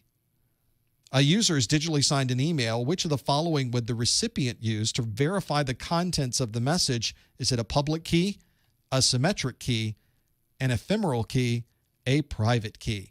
If you think you know the answers, no answers in the chat room, lock in your answer at professormesser.com/QA. Let's see if we remember what this one happens to be. Oh, we're getting into digitally signed. So I'm going to send you If you are sending me that CEU request, I'm going to send you a digitally signed email. So what would you use to verify the contents of the message I'm sending to you? I don't know if that's a hint or I'm really just repeating the question. I don't know if that's really helpful at all, but that's what's going to happen. There's a real world example in this question. Is you're going to send me a CEU request. If that CEU request is correctly done, I send you information back. So this is where you break it down and figure out the details of this. It's useful to know when you get into digital signatures and encryption and hashing. It's helpful to know what the keys are, the functions, the methods, so that you can apply them in your brain. Oh, we connect those things together and suddenly you've solved the problem, and making all of those things happen. And maybe you know what the answer is to this one too. A lot of you already locked in your answers. When I think you know the answer, it goes very quick when you start locking these in. I can really see them and breaking these down. So let's break them down again. The user has digitally signed an email like the one I'm sending to you. Which of the following would the recipient, that would be you, use to verify the contents of the message? Would you use a public key, a symmetric key, an ephemeral key, or a private key? We're very torn on this one. 50% of you say you use the public key. 39% of you say private key. So it's between 50 and 40%. That's pretty close. The last 10% are the two in the middle. 7% said symmetric key. 3% said ephemeral key. So this is one where you kind of have to break down whenever you start trying to figure out the details of this, and you're trying to kind of understand more about what do I do when this happens. Here's what you would do. You would break this down, first understanding what we're dealing with, which is a digital signature. Now, digital signature doesn't really decrypt anything. It's not encrypting anything. It's not decrypting anything. It's not doing anything other than making sure the message hasn't been changed. That's why I digitally sign the emails I send to you. Digitally signing the emails to you mean that when you receive this, you can verify that nobody changed it. And perhaps even more importantly, or less, I don't know, I say in there that this gives you 1 credit hour of a CEU. So maybe you want to put a 0 on the end of it. Now it gives you 10 hours of a CEU. Well, you can't do that because if you change my email, the digital signature associated with that will fail the entire check. They'll say, wait a second, I checked this. I made sure that it's the same. It is not the same. Somebody modified this question. How can somebody possibly do that? Now, when I digitally sign it, there's 2 things that you get out of that. One is to make sure that the source really came from me. So you know this email really is something that came from my computer. It's the computer sitting in front of me, in fact. And make sure the signature isn't fake. You know, not only did it come from me, it really is associated with my name because it's got my key associated with it. And then I sign it. Like I'm not signing it with a pen, but I digitally sign it with my private key. Nobody else has my private key but me. Nobody else has the password to my private key or the access to my private key but me, which means this email that I'm sending to you could only come from me. Well, if I'm signing it with my private key, that means the only way you would be able to verify it is with the other half of the key, which is publicly available to everyone because it's a public key. So that's how this works with a digital signature. Here's really how it works. I'll break this down for you. You're trying to figure it out in your mind like, wait a second, I thought we did other things here. So let's take this email that I'm sending to you. I'm sending you an email. This one says you're hired, Bob, but I'm sending you an email that says you got an hour of a CEU. And then as an attachment, you'll notice there's just a bunch of letters and numbers in this file that I attached to it. That's the digital signature. You can still read the email. I'm not encrypting the email to you. I'm just digitally signing it. I'm putting my name at the bottom, but it's a digital name. And it's a unique digital name associated with me because I signed it with my private key. That means when you receive it on your laptop, you're going to take that digital signature off the bottom. Usually it's the program that you're using to do this. You could use GPG. You could use PGP. There's other third-party utilities that use the same PGP or GPG keys to be able to do this. Take that digital signature and you compare it with my public key, which is, of course, available publicly. It's on all the key servers. Your program you're using will probably automatically go out, use my email address, james@professormesser.com, look it up in the key server, pull back the public key, and then use that public key to verify the digital signature. And what you end up getting is really decrypting it to get a hash. Because what I did is I hashed it and encrypted it. You're decrypting it to look at the same hash, and then you're going to look at the email and create a hash. And hopefully those two things are going to match each other. And if they do match each other, then yes, that email is exactly the same as it was. If they don't match each other, somebody changed something with that email. So there's a good example of verifying that digital signature. You verify a digital signature with the public key. If you were part of the 51% that answered A, public key, got that one absolutely right. Well done. Absolutely know your asymmetric encryption. Understand more about where you encrypt, where you decrypt, what you use, which keys, all good to have there. We do one of these study groups every month. We do 2A plus study groups, a network plus study group, and a security plus study group every month. You can always find out when the next event is going to be by going to professormesser.com/calendar. Usually I do these on Wednesdays, sometimes Tuesday, Thursday if it's A plus. Next month is just a mess for me from a calendar perspective. So right now, I have my A plus study groups on the 1st and 2nd of May, which is a Friday and Saturday. An unusual day for a study group. Back when we used to only do study groups on Saturdays, we're going to do one in May, I think. So keep a track on that. Our Network Plus study group is scheduled for the 15th, and Security Plus is currently scheduled for the 18th. These dates could change dramatically. So always check into my website so you know what the dates are going to be. Always check in at professormesser.com/calendar. And even more so for May, I'll try to tweet out. I'll try to let you know when these things are happening if there are changes. But professormesser.com/calendar will always have the changes. I always update that first to have that there. So be sure you keep an eye on when those things are going to be. Well, this part of me asking you questions is over, but we're just starting with the part where you ask me questions over. It's the after show coming up. Don't forget to follow us on the Twitter, on the Instagram, on the YouTube by going to professormesser.com/Twitter/Instagram/YouTube. It's easy. You can find them. Also, don't forget about my course notes and my practice exams, professormesser.com/securitycn or /securitype. And don't forget about our Amazon link, professormesser.com/Amazon. Stick around for the next hour. I have first a summary for you on the new CompTIA online testing. I'm going to give you my ideas and thoughts on what they are doing. And I'll take questions from you from the chat room and from the phone lines. We'll do that in just a moment. Thanks for joining us. We will see you next time on the study group. Now, let's see if I can get things set up on my side. I think I can. I think I've got a few things here.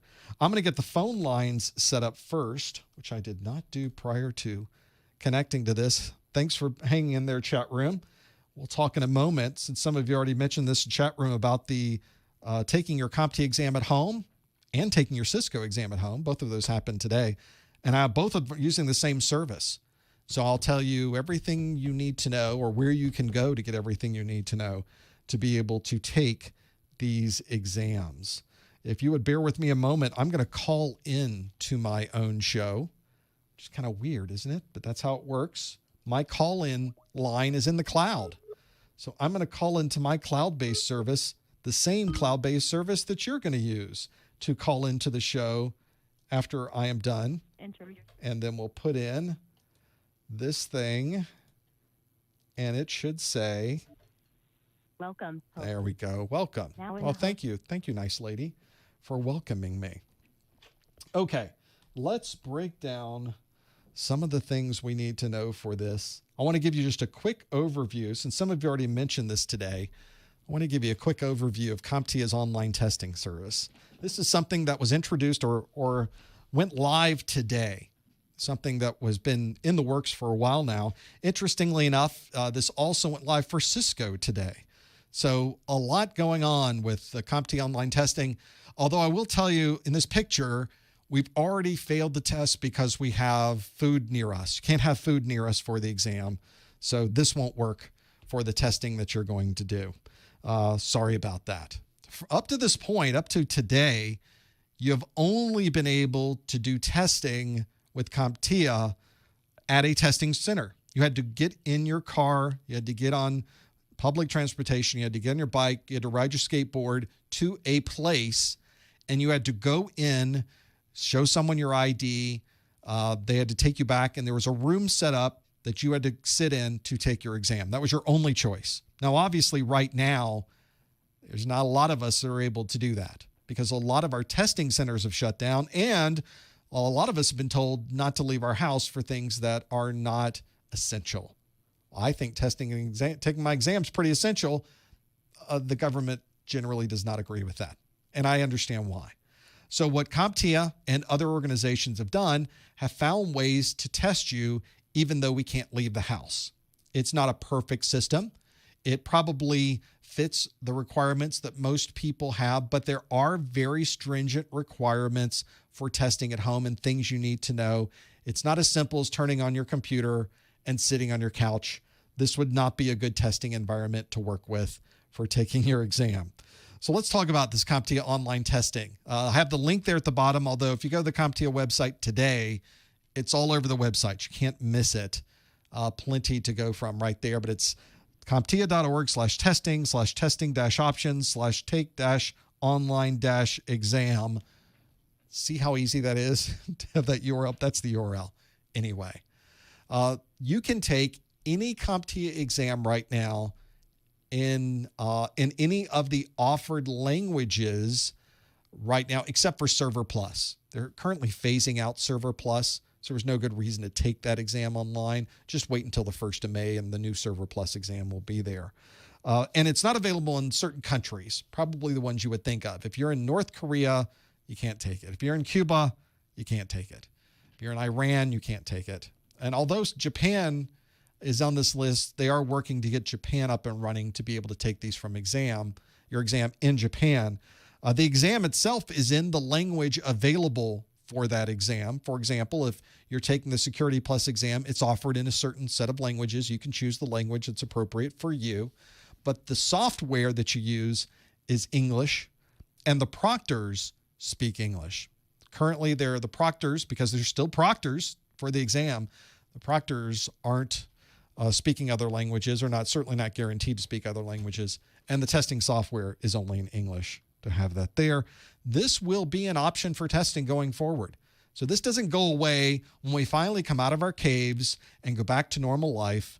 This will still be here. This is just another option to have available to you. So the people that have always been very far away from the testing center, you've had to drive hours to get to a testing center, you don't have to do that anymore. It's just always going to be there to have those things there. Now, the key with this is that you're going to have to do some prep work. You're not going to be able to sit down with your laptop whenever you want, however you want, click a button and take your exam. You have to set up your house or a room in your house to effectively be as controlled and clean of an environment as a testing center.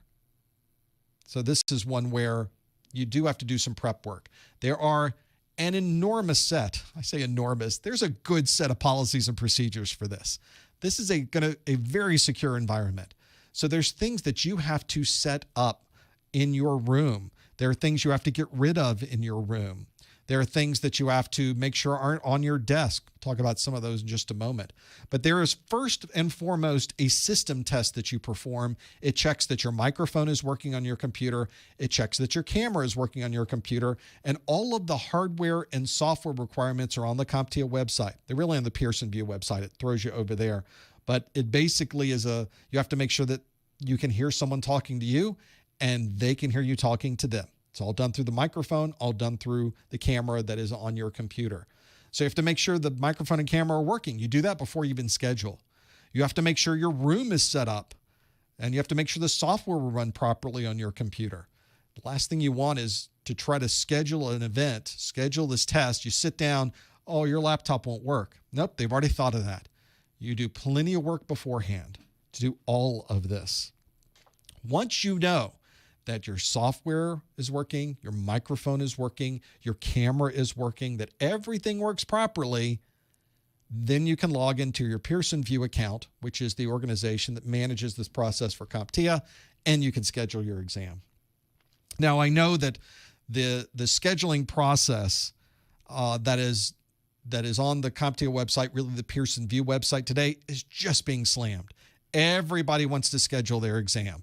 Not only that, not only are all the CompTIA exams, Cisco, without any prior notice, also released all of their, or a number of their exams today to also be taken at home.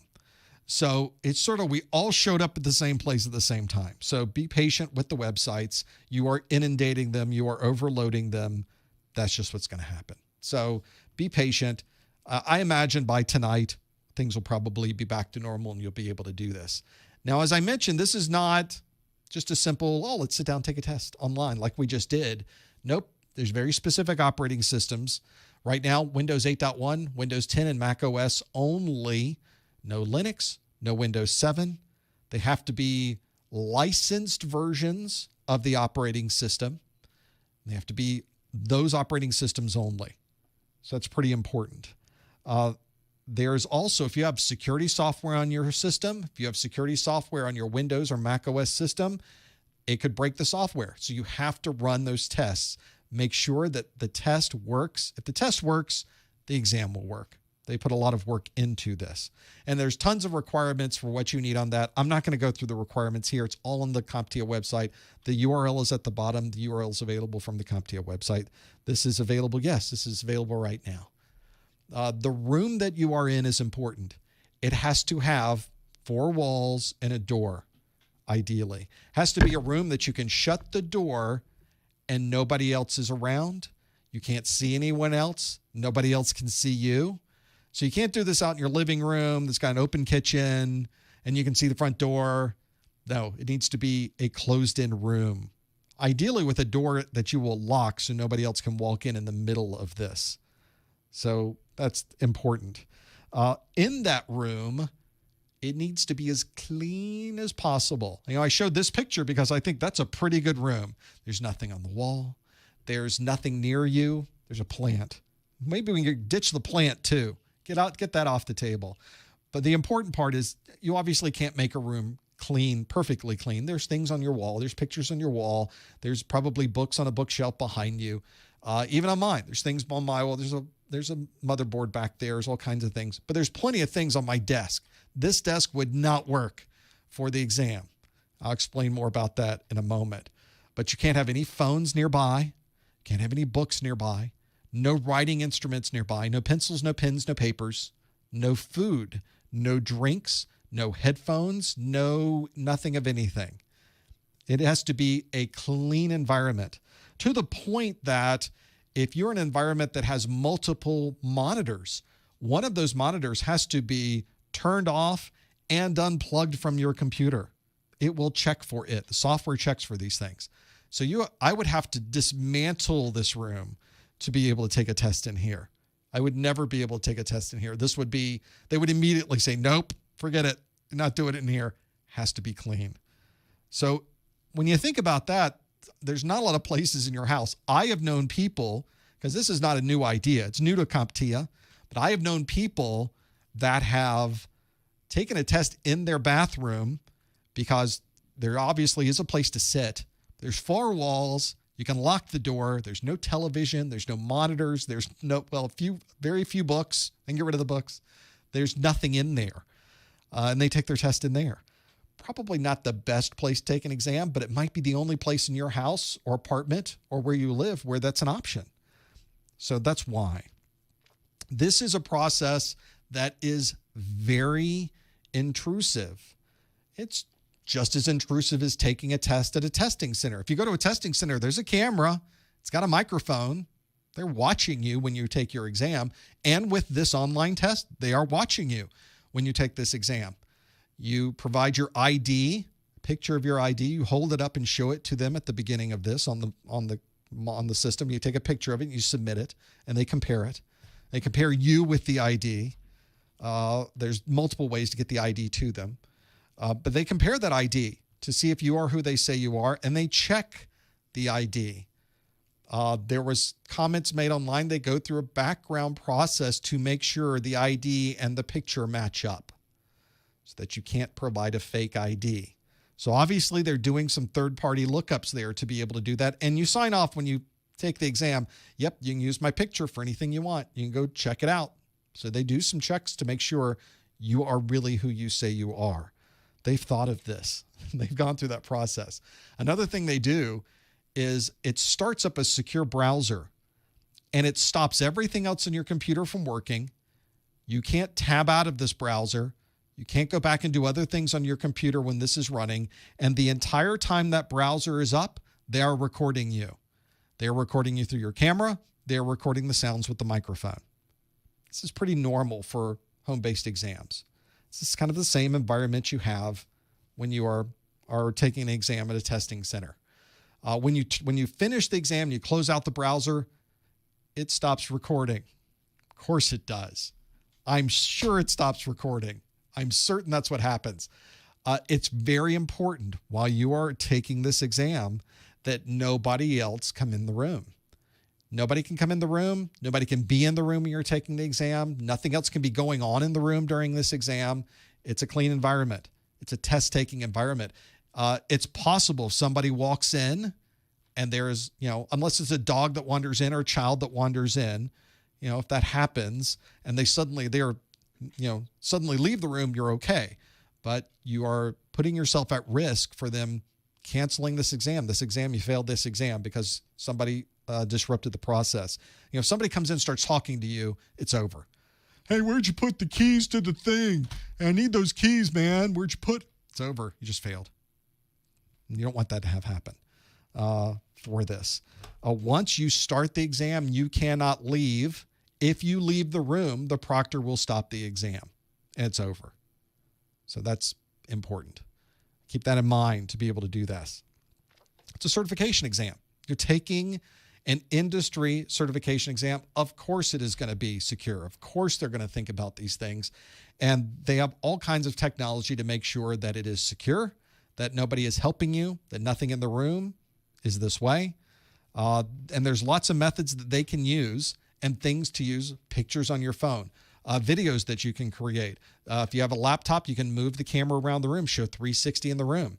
I have my children, when they take exams like this through school, there's a guest bedroom they can go to, but they have to unplug and drape something over a television because they can't have an extra monitor in the room. So that's the real challenge. So there's all kinds of questions in the chat room about this. That's sort of the details I wanted you to know about what is there. If you're wondering about where do I go from here with this, where does some of these things come from, what do we do? The CompTIA website has everything that you would need to know. Simply go to their website. Yeah, let's bring up this picture there. There's the website. Click the Learn More button. Take an exam online. That's the link that I send you to over there. And it'll tell you everything you need to know. They'll give you the testing policies. You go to the testing policies, which also has on it the system tests that you can run, the system requirements, how much RAM, what type of camera you need, all of these things. It tells you all of that thing there. So go to that website. I'm not going to repeat all of that here, but just so you're there. Some of the questions from the chat room. Does their browser get root access? Well, it doesn't get an elevated access in Windows. At least I don't think that it does. It might. Maybe it does require administrative access. I don't know if that's the case or not because I have not run it. But it does have quite a bit of access because it's preventing you from accessing other parts of the computer while that thing is running, according to what they were telling us. So it's another one of those things that you have to know. Now, I asked them about if you're in the middle of your exam and internet goes out. Well, if it goes out for a moment, you're probably okay, they said. But if your internet is out, like we've had, a thunderstorm comes through, the internet goes out for 30 minutes, you're going to have to reschedule. They did not say you failed. They said you're going to have to reschedule that. I mean, they want you to take your exam.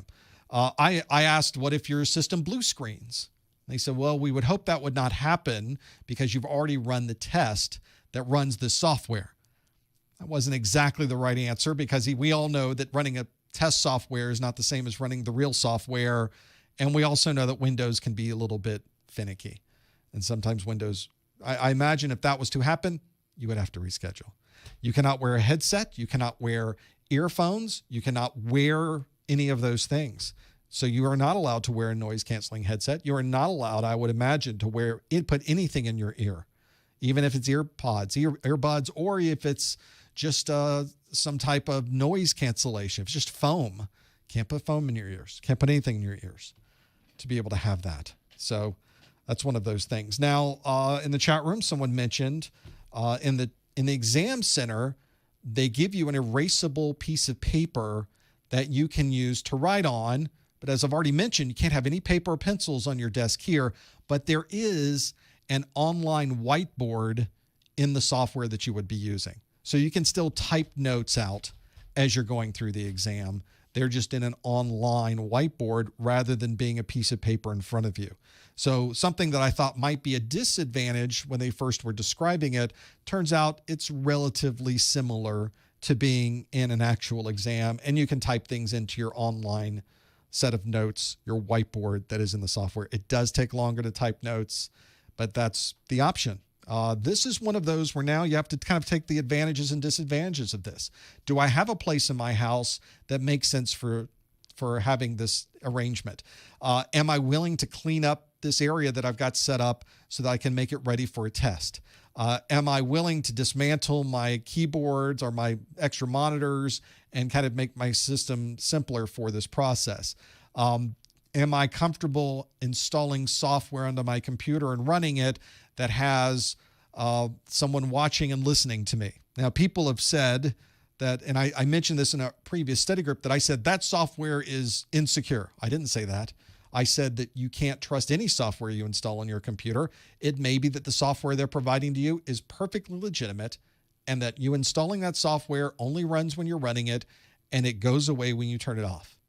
The problem is you don't know that. There's no way to know that. A security professional, and I've been one in previous lives, immediately is wary of installing more software on my computer that in some way will use a camera or a microphone. So I think it is only proper that you at least be aware of that and you make your own decision on whether that's a risk or a concern or something you want to worry about. And if you are good enough for running in an environment that is temporary, maybe that works for you. People in the chat room, can you run it in a VM? You can, if the virtual machine is one that will run the test software. So put the test software in the VM. If it is something that works in the VM, maybe that will work fine. I suspect it won't. But they didn't say that in the exam I was in to have this there. So that's your question. Access to the whiteboard occurs when the exam starts. The clock is running. You do not have the ability to put things into the whiteboard before the exam is going, just as you technically do not have the ability to write anything on your whiteboard until the clock starts on your actual exam, which was not necessarily what people were doing in the exam centers. I noticed they were getting a little bit more specific about that in the exam centers most recently and making sure people weren't writing things down before the exam started. The laptop camera can be anyone. It can be built in. It can be a USB connection. It can be internal, external. It doesn't matter. It only has to have 640 by 480 at 10 frames a second. That's the only minimum they put associated with that. More is better, I guess, for all of those things. So it's an option. You now have the option. For some of you, this is an amazing option. It's an important option. It's one you've been waiting for. It's now going to allow you to get that certification that you were not able to get right now because of these time constraints and the situations that we're in. It gives you options. And another important consideration, 24/7 is now what you can do. All of the testing centers around me, they close up at 5 in the evening. What if you work until 5 and you want to take your test at 8 o'clock at night? What if you want to take it at midnight? What if you want to take it at 3 in the morning? You can do that now. It's 24/7. You want to take it on a Sunday morning? You can do that. You have the option. It is exactly the same price. Doesn't cost you any more. Doesn't cost you any less. So there's no difference in how much you're paying for the exams. So there's no difference for you financially. There's a little more flexibility in your scheduling. And I think it probably gives you some options for doing it in an environment that might be more comfortable for you. Now, people in the chat room said, would I do it? Probably not. I'm more comfortable in a testing center. I don't want to have to set up my computer and systems. I don't want to have to load software to have somebody watch me. And we can talk about how that's already happening too. But that's one of those situations where I would feel more comfortable if I was in a testing center. But I'm also someone who's not under a time constraint right now. If somebody told me, I will hire you and you can start Monday, but you're going to need your Security Plus. Everybody's closed around me. What could I possibly do? Now I have the opportunity to do this. Absolutely, I would do this. So it's up to your needs and your requirements. So I'm all about not having to go through a hassle until I really, really need to go through this hassle. It's a balancing act, right? To have some of those things. So that's one of those. In the chat room, if you lose a connection, there's a system failure. If it's not something that's not intermittent, they're going to have to reschedule your exam.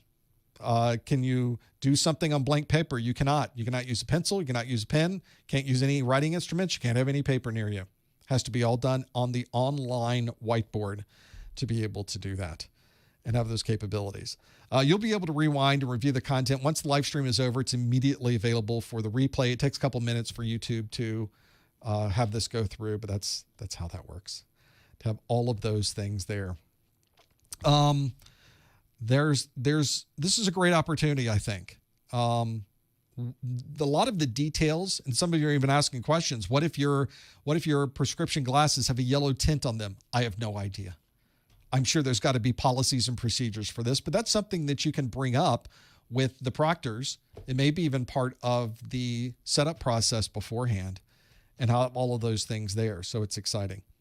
Oh, what if your mic picks up something in the background, like a dog barking or parents talking loudly? Well, that's going to be up to the proctor to determine, is that something that's really causing an issue for the exam? And you do get the results straight away. Once you finish the exam, just like you're in a testing center, you click submit my exam and it will tell you immediately if you passed or if you did not pass. They want to give you the same experience at home that you are getting in the testing center. I know there's tons of other questions too that are just weird things and problems associated with that. This will be something we all sort of learn what the policies are as we go along, but they've done a very, very, very good job of documenting a lot of these interesting questions on the Pearson VUE website. I was pretty impressed with I had a list of questions to ask of CompTIA, and most of those questions were already answered in the frequently asked questions that are there. So it's one of those things you can think about as you're planning this process. Do I go through this? Do I deal with people at the testing center? Or I do this at home? Now you have a choice. Now you have some ideas of some of the things that you can do. Now, would it be okay to move the browser to the bigger monitor? You cannot have a dual monitor environment for the exam. So no, you can't do it. You have to have one monitor plugged in and working. The other monitor has to be turned off and unplugged. Cannot have it connected for this. What if the mouse battery dies during the exam? These are all good questions. I don't have answers for all of them, but this is one to bring up. Make sure you have a good mouse battery. Make sure it's well charged before the exam starts. These are the things I mentioned, though, you have to think about. You can't just casually sit down and go, let's take a Network Plus exam. Nope. You got to think this out. All the batteries are charged. This is, if you ever see my pre-show, okay, we're recording here, recording down here. We've got the message sent out here. There's the emails just went out. The tweets just went. Got to think about make a list. Have all of those things in place. And if your pot roast is almost finished, let's hope you can finish the exam before you burn it. That would be bad, wouldn't it? Pot roast sounds great. I would love that idea. Hopefully it's giving you some perspective on things to think about. On my side, I have things to think about as well. Hopefully we have some other ideas. You are welcome, by the way, to call in with your questions or put them into the chat room by calling in. The toll-free number in the continental U.S. is 855-785-RJ45. West of the Rockies, 855-785-7545. We've also got a way to call in for free anywhere in the world. Just use Skype because Skype doesn't charge you for these toll-free numbers.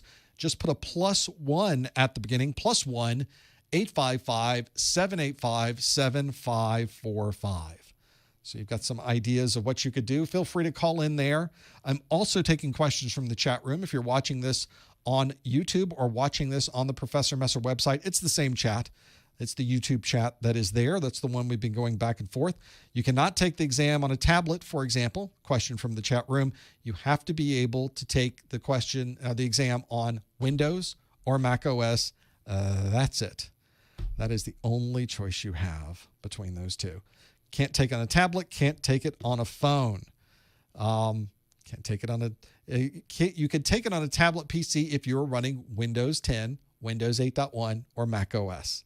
That's it. No Linux, none of the others. We're all trying to, where's the corner case? Whatever that corner case is, it's not going to work. It's very specific. Work laptops could be a problem too, because you may not have the rights and permissions to install the application.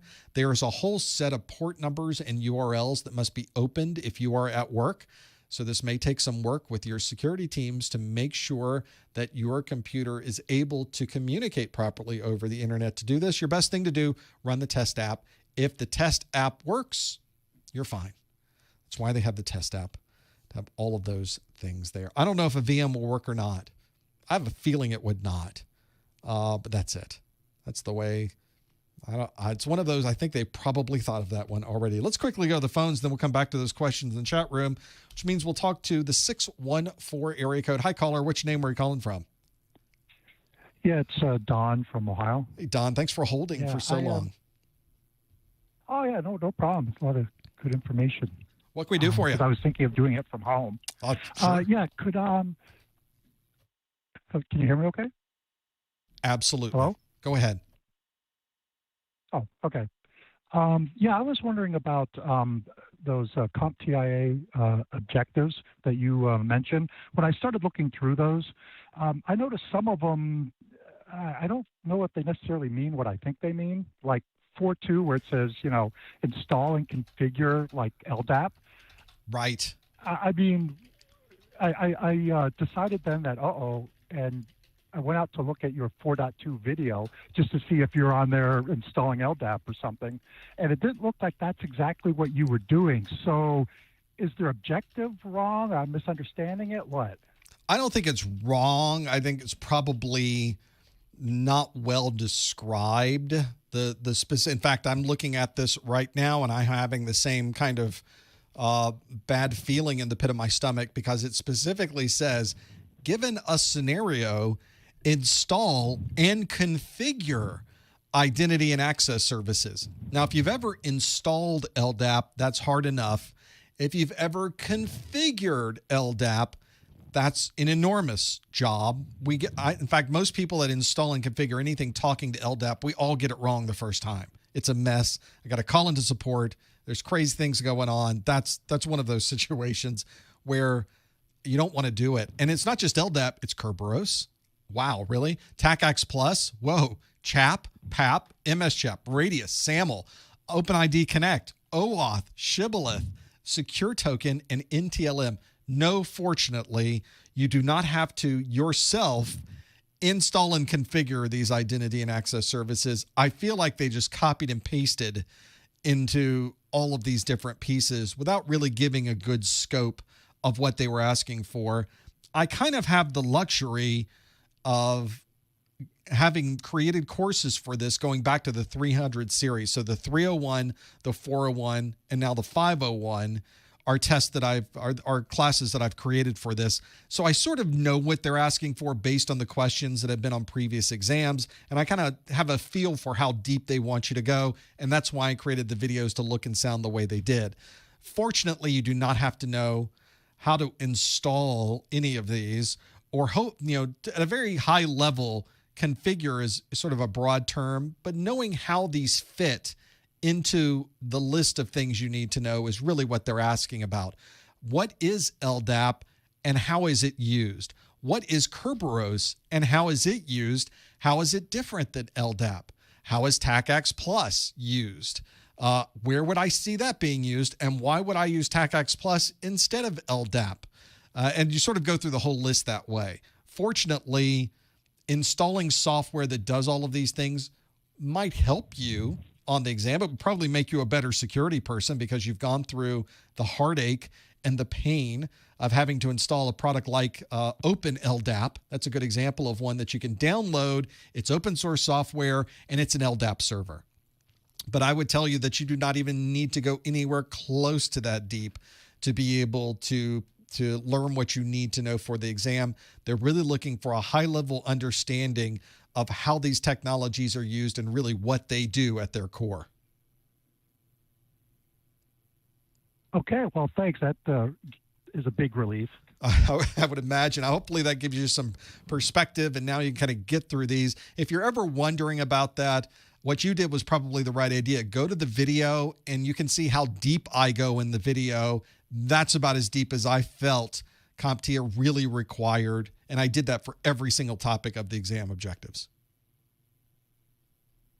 Okay, I appreciate that. That'll give me a place to look whenever I have a question. Absolutely. I appreciate the call. This is one of those situations, too. If you ever start getting into the exam objectives and trying to figure out, it's a balancing act on my side. I want to give you just enough information to fit what CompTIA is expecting from you. But that doesn't mean you should stop there. A lot of people say that, well, I watched your video on LDAP. You could have gone much further. I could have talked a day on LDAP. The things I have done integrating with LDAP, I could tell you horror stories. We could go through the LDAP structures. I could discuss problems that we've run into, stories from the trench. We could go deep into LDAP. Same thing with Kerberos. Same thing with TACACS, and so on and so on. But it doesn't gain you anything for the exam, although it might help give you some perspective. So like anything else, I always say, and I say this at the beginning of my videos, and it's on the frequently asked questions, it's on my website, don't limit yourself to any single set of resources. Although my videos are designed to give you exactly what you need to pass the exam, you can only do more by reading a book, by doing some hands-on, by getting another book, by watching another video series. Try to get as much information and context as possible. You don't need to be an LDAP expert. You don't need to understand the standards of these things back and forth, but it sure would help you if you're able to get a perspective of what you can do to pass the exam, and then maybe get just a little bit farther beyond that. That might help to be able to have those things there. Now in the chat room, could I provide a syllabus for the April session? Well, about a day after this, you'll be able to go to the YouTube video description for the YouTube video. There will only be one video for this, and the entire YouTube video description will be a timestamp of every question we asked, every answer we asked, and every phone call that comes in. So you'll get everything you need on this. Before we go back to the phones, I see Jason is holding, but very quickly, I'll also say I talked all about what CompTIA is doing today with what the services from Pearson VUE that allows you to take the test at home. And the service name is On-Vue from Pearson VUE. See what they did? Today, not only did CompTIA allow you to schedule your home testing through On-Vue, but Cisco also announced that they're doing their testing with On-Vue. So a lot of you have said, wow, I tried to go to the registration site today at Pearson VUE, and it was just slammed, and it was a difficult situation. I can imagine, because not only is all the CompTIA test takers, but now all the Cisco test takers are on there trying to schedule their exams. The good part about this is if you take any of these exams, you'll understand what's expected if you ever take another one. So that might help to have all of those things there. I think that probably would help all of us. Let's go back to the phones, to the 480 area code. Hi, caller. What's your name? Where are you calling from? Hey, can you hear me? I can hear you. All right. My name is Micaiah, and I live in Phoenix, Arizona. Well, thanks for calling. What's your question? Yeah, I just wanted to thank you for making your content free online. And I had one question. I'm 18 years old, and I've been going through this trade school program to get a security position. And I got the CCNA, and I was planning on taking the Security Plus by now.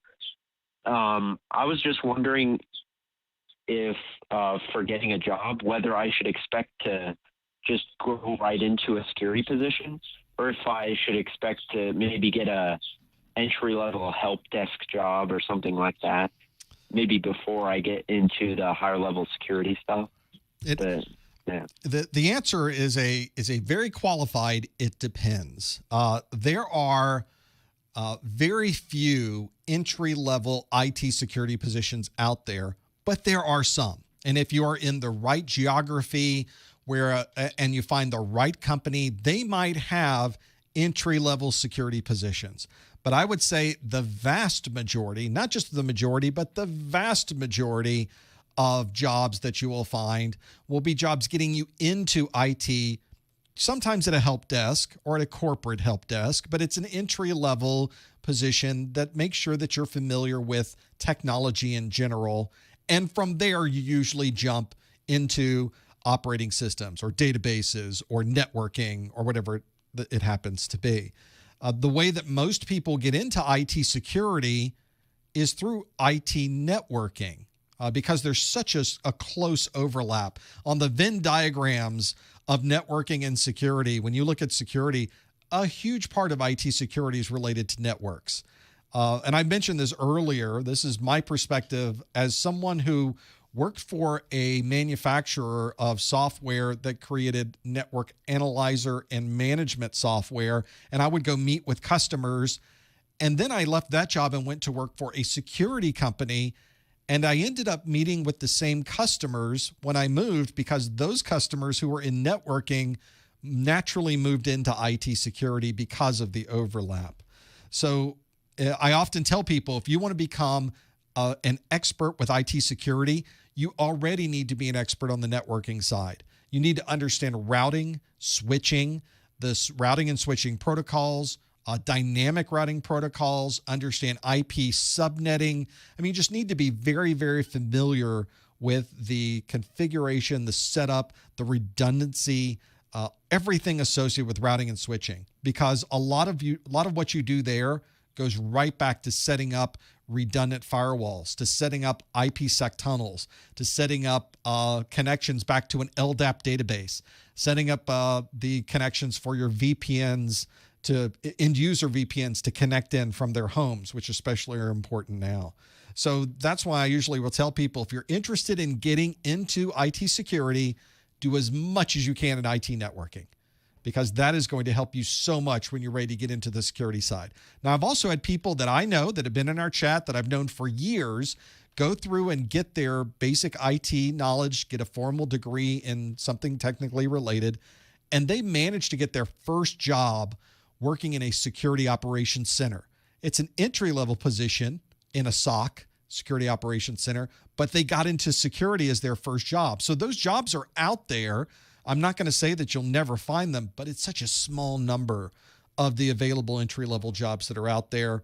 I would probably recommend that you take your net and throw it as wide as possible and take whatever entry-level job you can happen to find, because you'll never stay in a job in IT your entire career. You start one place and then you start moving, start going up the stream, or really just following the path. It's going to take you to wherever your interests are. And you may find that you have a great interest in operating systems. You may find that databases really interest you. You may find that networking is your thing, or you may have a goal that eventually you want to be in security, so you start heading down that path. I recommend you learn as much as you can about as many things as you can in IT. It doesn't matter where you start. It really matters where you end up. So be sure that you don't limit yourself. Don't think that, well, I'm not going to take that job with generic help desk because I want a job in security. Well, you can get the job in security. You just need a foot in the door first.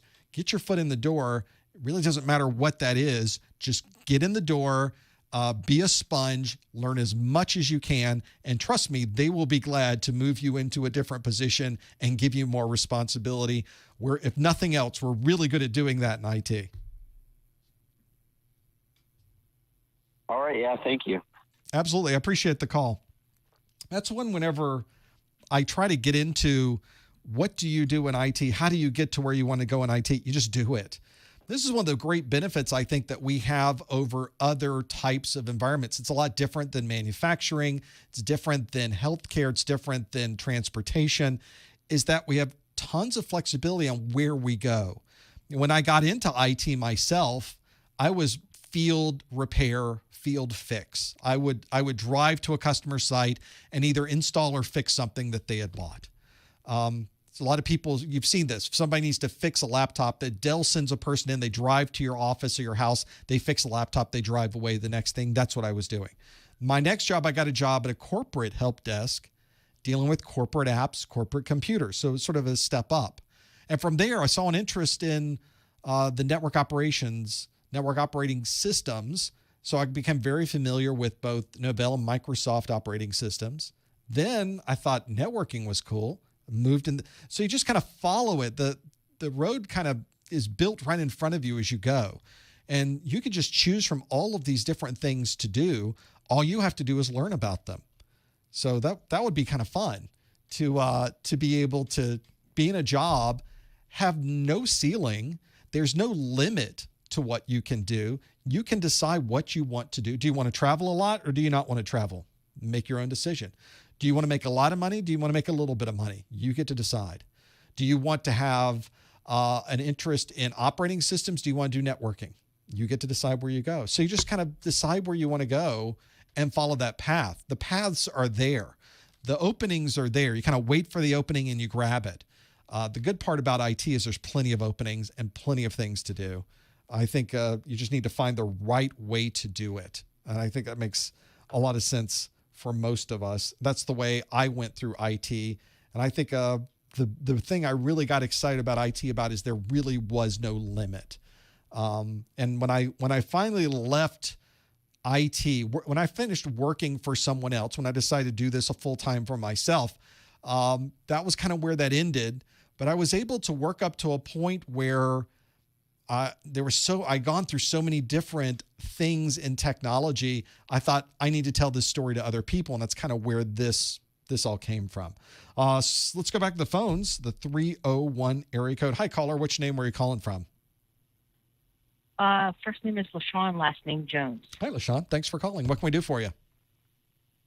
All right. So I've been looking at some of your studies for a while. I just put on the top chat. So I've been in the field for about 12 years, on and off at a couple organizations, but now the job requirement is that you need to have a certification. Uh-huh. And some people say start at A+, some people start at Net, some people say security, but I'm not exactly sure where to start at. I don't want to just get one cert to just say, hey, I fulfilled my need. I really want to grow. That's a pretty broad requirement. So they don't care what cert it is. They just want you to be certified in something? Correct. Well, this is fantastic. Now you have a really good decision to make. First, you can't go wrong because you're the one making the decision. For a lot of people that are getting into security, or they're getting into maybe a federal job for our DoD position, Department of Defense in the United States, they don't have a lot of choices. You have to get Security Plus or something that's comparable to that.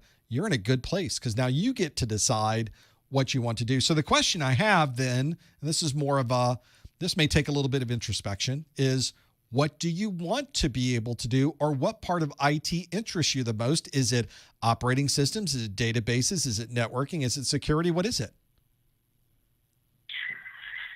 That's a good question. I'm not really sure because when I got into the field, it was just on a whim. I was working in accounting at the time, and I was working with an older group of people, and every time we had a meeting with IT, they were like, can you break it down to us? Gotcha. So that's how I kind of got into the field. So I've been working in and out. I actually work for a government agency now, which is kind of big, but it's like I got a promotion to a tier 2, which is good. But then now they put me on this 6 months probation stating I have to get a certification.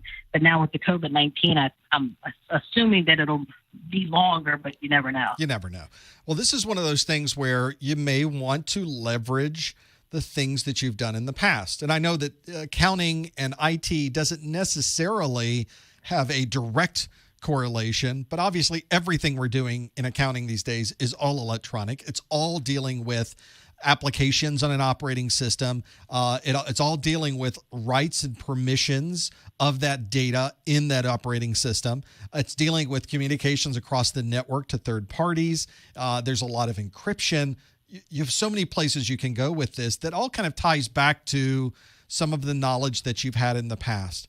A+ is an obvious first step for most people because it deals with understanding the hardware, understanding operating systems, understanding the fundamentals of how you would set up rights and permissions, gives you an overview of security, gives you an overview of networking, but not a ton of it. Not the hard stuff, just enough to kind of understand the terms and what people are doing with it. And although it's 2 exams that you have to take, so you have to really think about that. You're taking and studying for 2 separate, significant exams. Both are pretty dense exams. Both of those, though, would give you a very nice starting point. Now, if you're someone you already have a familiarity of operating systems, you kind of have an idea of the basics of the technologies, and really you want to just have a single exam that you can focus on, then maybe Security Plus is the right answer. A lot of people start with Security Plus because, as I mentioned, a lot of people who are in the Department of Defense or Department of Defense partners have to get that as their first exam. We went through some of those questions today. I don't really consider Security Plus to be a good first exam to take, but it turns out to be a first exam for many, many people that they end up taking. So I'm not going to dismiss that or say that you shouldn't, because a lot of people do today. Network Plus is probably the one that you want to really think about, though, if that's the one you're going to choose, because it does have a relatively complex set of things you need to know. It's a lot different than security. It's a lot different than A+. There's a lot of acronyms. I think, as I mentioned earlier, probably more acronyms than any of those other exams. But if you're into networking and you have a thought in your mind that I might want to do more with Cisco routers or Cisco switches, I might want to administer those or set them up or manage them or do something with those types of technologies, Network Plus might be a good example. You've also got choices here in Microsoft. It doesn't have to be CompTIA. Microsoft has a lot of great certifications that deal with SQL Server, Windows operating system by itself, Windows Server, so other things you can look at there. And there's others that are more forward thinking. You might want to look at some of the Amazon cloud offerings. Some of their certifications might position you well in your particular area. And they think, who here knows cloud technologies? Let's get the person who's done some of these cloud certifications, bring her in. Let's have her deal with this particular project. So I think that's where I would focus. Find the thing that makes sense. Some of these exams are harder than others. I wouldn't recommend going to Cisco CCNA first thing. Those are really difficult exams relative to the others. But there's some others out there that could make a lot of sense. And we often dismiss this, but you might actually learn something from these certifications. Ultimately, I think I always take that away whenever I do a cert, is I'll do a Microsoft certification and think, wow, at the end of this, I really learned a lot about things that I had no idea. That's how it worked under the surface, that you'd never learn unless you went through the certification process. So find the thing that you're in a good shape. You're in a very good position. Find the thing that maybe there's some interest in, and do some more research on it, pull in their exam objectives, have a look through there, talk to some people in a Discord or on a forum that have already taken this exam, see if it fits kind of what you're looking at or your style, and then go with that one. The good part about this is you can't go too wrong. Stick to the major names, stick to the things you know about, and you'll do just fine. You can't make a bad decision there. All right. Well, thank you very much. That was very helpful. I appreciate the call. Thanks, LaShawn. What a good position to be in, too, where you're the one who gets to decide what the cert happens to be. This is a good chance maybe to show your employer what you're made of, too. I love the idea of getting some cloud certifications, too. I don't know. I've not done a lot of research into Cloud Plus, but I'm really interested in some of those Amazon certs. And Microsoft, of course, has tons of Azure certs to choose from. That's where they're pushing their entire certification over into cloud-based. So if you're interested in getting anything cloud-based that everyone knows about, and the Microsoft certs may be the right solution. So maybe that's where you go with those. I guess it depends. I guess one of the advantages we have right now is a little bit of advantage of time. I worry that the time we're spending at home and doing all of these things, I worry that it's going to go away too quick. And I know that sounds weird to say right now, but we've got this huge opportunity to really learn things we didn't have times to learn before.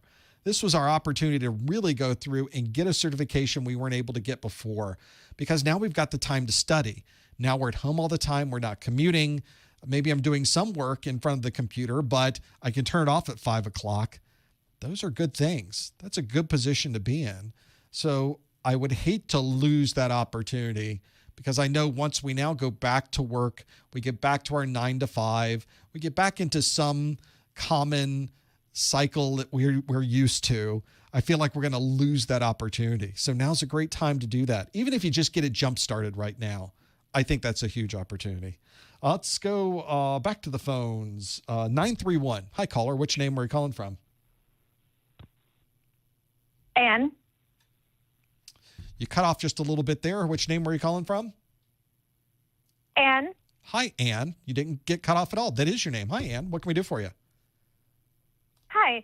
I didn't know if I can actually ask this question, but I was wondering, with Security Plus, or just security in the industry, I was wondering, it's a personal question. I was wondering, you had just given us a little bit of background, but I was wondering, as far as being in the security industry, what were the best aspects of it compared to what you're doing now, which is like working for yourself? Does that make sense? I think it kind of does. It's obviously a very different world that I am in right now versus what I did, but I think that was kind of planned. So I'll give you a very quick overview of sort of where I started, where I went to, where the path took me, and how I got to here, and how that's different or not from what I was doing before.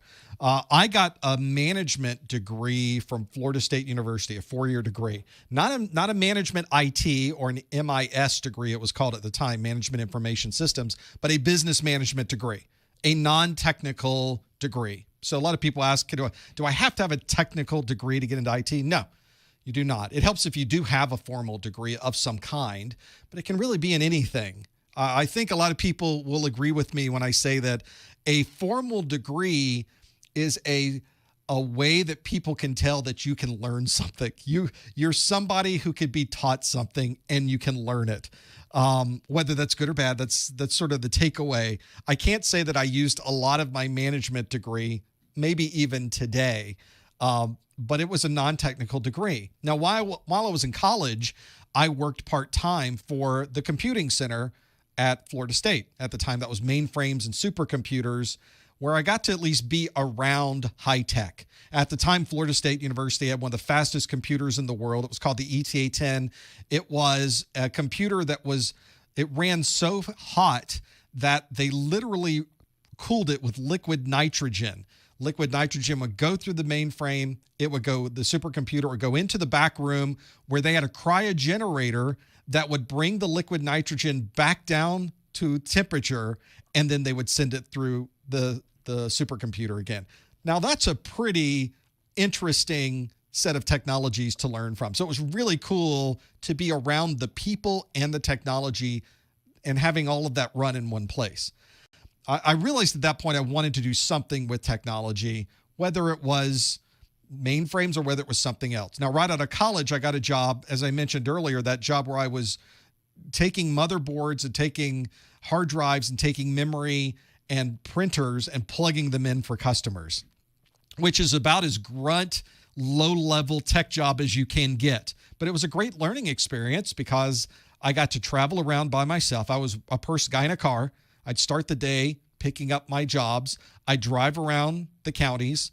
I would meet people. I would talk to them. We'd have conversations. I'd do whatever they needed technically. I would troubleshoot whatever wasn't working. Sometimes it didn't work.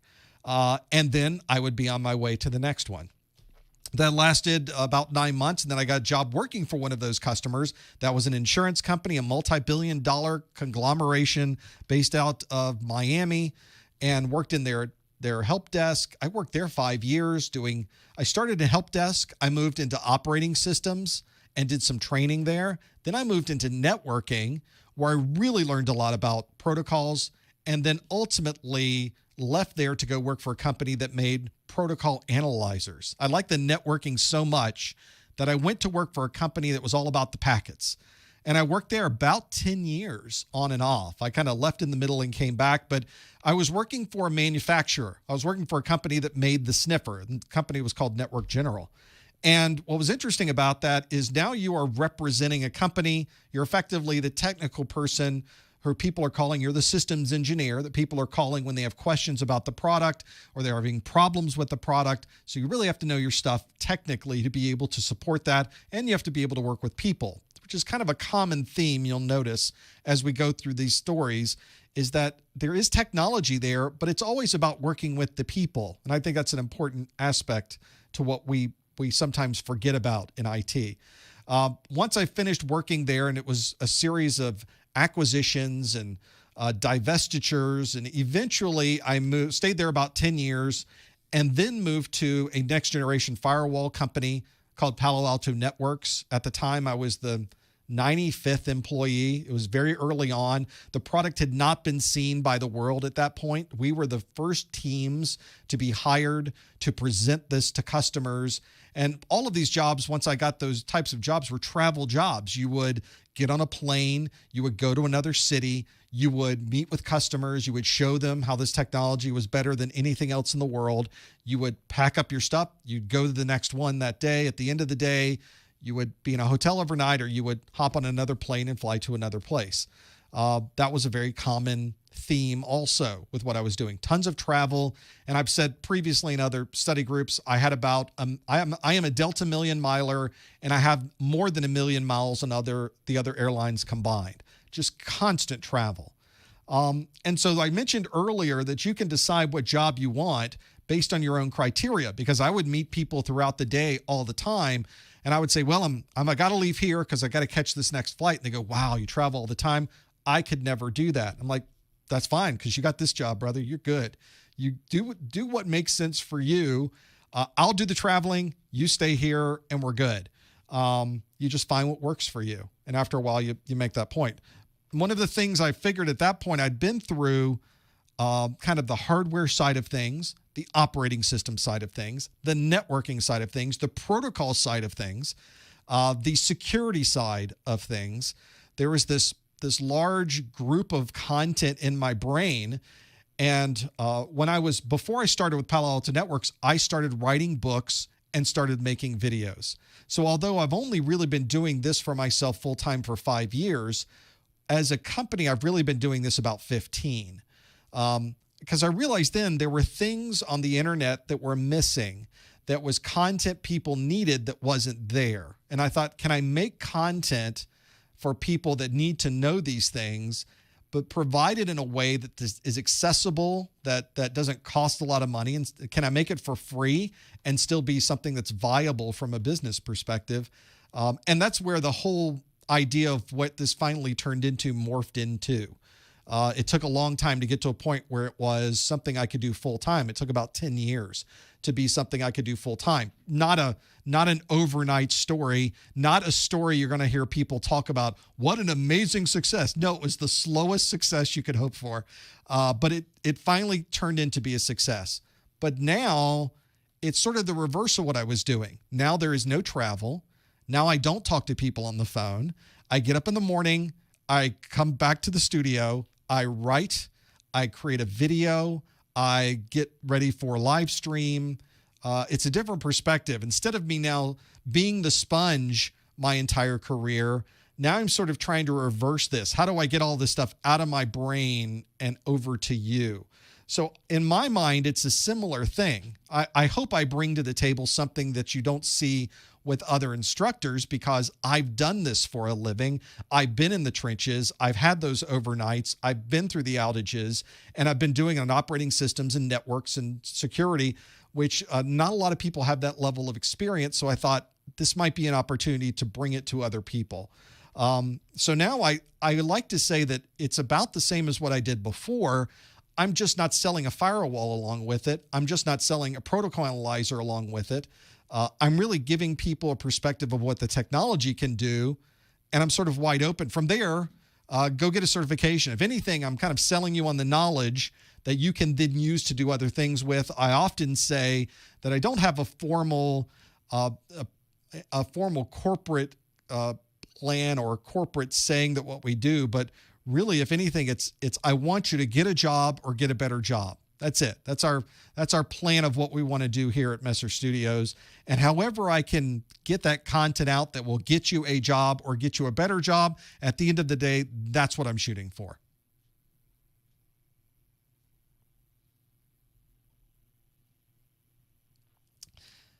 And that's probably where she fell asleep, probably back at the part where I talked about protocol analyzers. I'm pretty sure that's usually where it happens. Hopefully that's giving you a perspective. I think whenever somebody's trying to figure out what they want to do in IT, it doesn't matter what other people do in IT, because the way you branch out, when you're at one spot, there might be 10 different opportunities. So everybody's path is a little bit different. Everybody has a different perspective of what they want to do with these technologies and where they want to go. Just decide what's interesting to you and go that direction. What I would recommend. Let's go to the phones. My neck of the woods, 904 area code. Hello, caller. Which name we're calling from? Caller. Is it me? Is it me that's the problem? That's certainly possible, of course. It all looks okay on my side. But I'm going to put this caller back on. No, I'm going to click another button. Let's try. Nope, they dropped off. So it's not me. Glad when that happens. How about 317? Hi, caller. Are you there? Where are you calling from? Hello, Mr. Professor. Mr. Thank you so much for your show. Thank you for calling. calling. You right now on YouTube. Appreciate the call. What can we do for you? I do have a question. It's kind of confusing, and it confusing the whole of my career. I have friends of mine that are already in this field of cybersecurity, and I have some of them that are already in the IT field. This is my second semester trying to get into the cybersecurity field. This semester, I'm taking the hardware software support. With a nice, super easy, great. I cannot describe this teacher who's making the whole material so easy and comfortable. The way he provided us with all the information. I was seeking information and advices and help from him, from all your material that you were providing, and from friends of mine. And I found that there's so many that it contradicts what I'm expecting in this field in the future. From the perspective of my friends that I know in IT, I was requesting if they can get me in for training, free training and paid training, anywhere where I can get some experience, hands-on. It doesn't matter what it is, just playing with any kind of devices. Open up computers, clean up anything that's related to IT. It doesn't matter. Anything that I can have, I can add to my resume. So it shows that there's something in there, that I was in this field. I know it's not without a certificate, it's hard to get in. So what frustrated me most was one of them said that you cannot get in without experience. That killed my passion to follow up. Felt like I couldn't keep up with my work anymore. I'm just not into my homework that much. I kind of slagging. I don't feel myself trying to do my best as I was before. And I'm seeking advice from you, and I would love to hear your side of this story, if this is exactly what it is with this field, that you have to know someone to get in, or do you have to have any kind of experience before you get in? Because I couldn't see any other way to have hands-on other than working on test test labs that already doesn't make sense somehow. It's not like when you play with a physical machine. Everything is virtual. It's hard for me I can do it, but it's not like in reality. Right. And thank you so much for all your hard work. Thank you so much for all what you offer to make us succeed ITs in the future. Thank you. Absolutely. I think there are 4 things that are important to have when you're looking for a job in IT. And so many people are, for some reason, and maybe this is just a human nature thing, but they're very quick to tell you how you are wrong or how that won't work. And I'm not sure what that is about some people, but they're very quick to tell you, and in very decisive and monolithic terms, no, this is the only way to do it. And having been through so many different jobs in this industry, probably 15 different positions across 5 or 6 different companies, I've been through so many different types of positions that I know there are so many different ways to show you know what you know. Whenever I tell people, when you're ready to walk into an interview or you're trying to get an interview, there's really 4 things you need. And it may be that you need all 4 of them. It may be that you only need 1 of them. It may be that you need a combination of 3 or 4 of these. And the determination of that is based on the employer, not based on you. So you never know what combination you're going to need sometimes until you get in the room. But there are always ways to work around it. So the first thing you need is some type of formal education. Ideally, it would be helpful if you had a 2-year or a 4-year formal degree.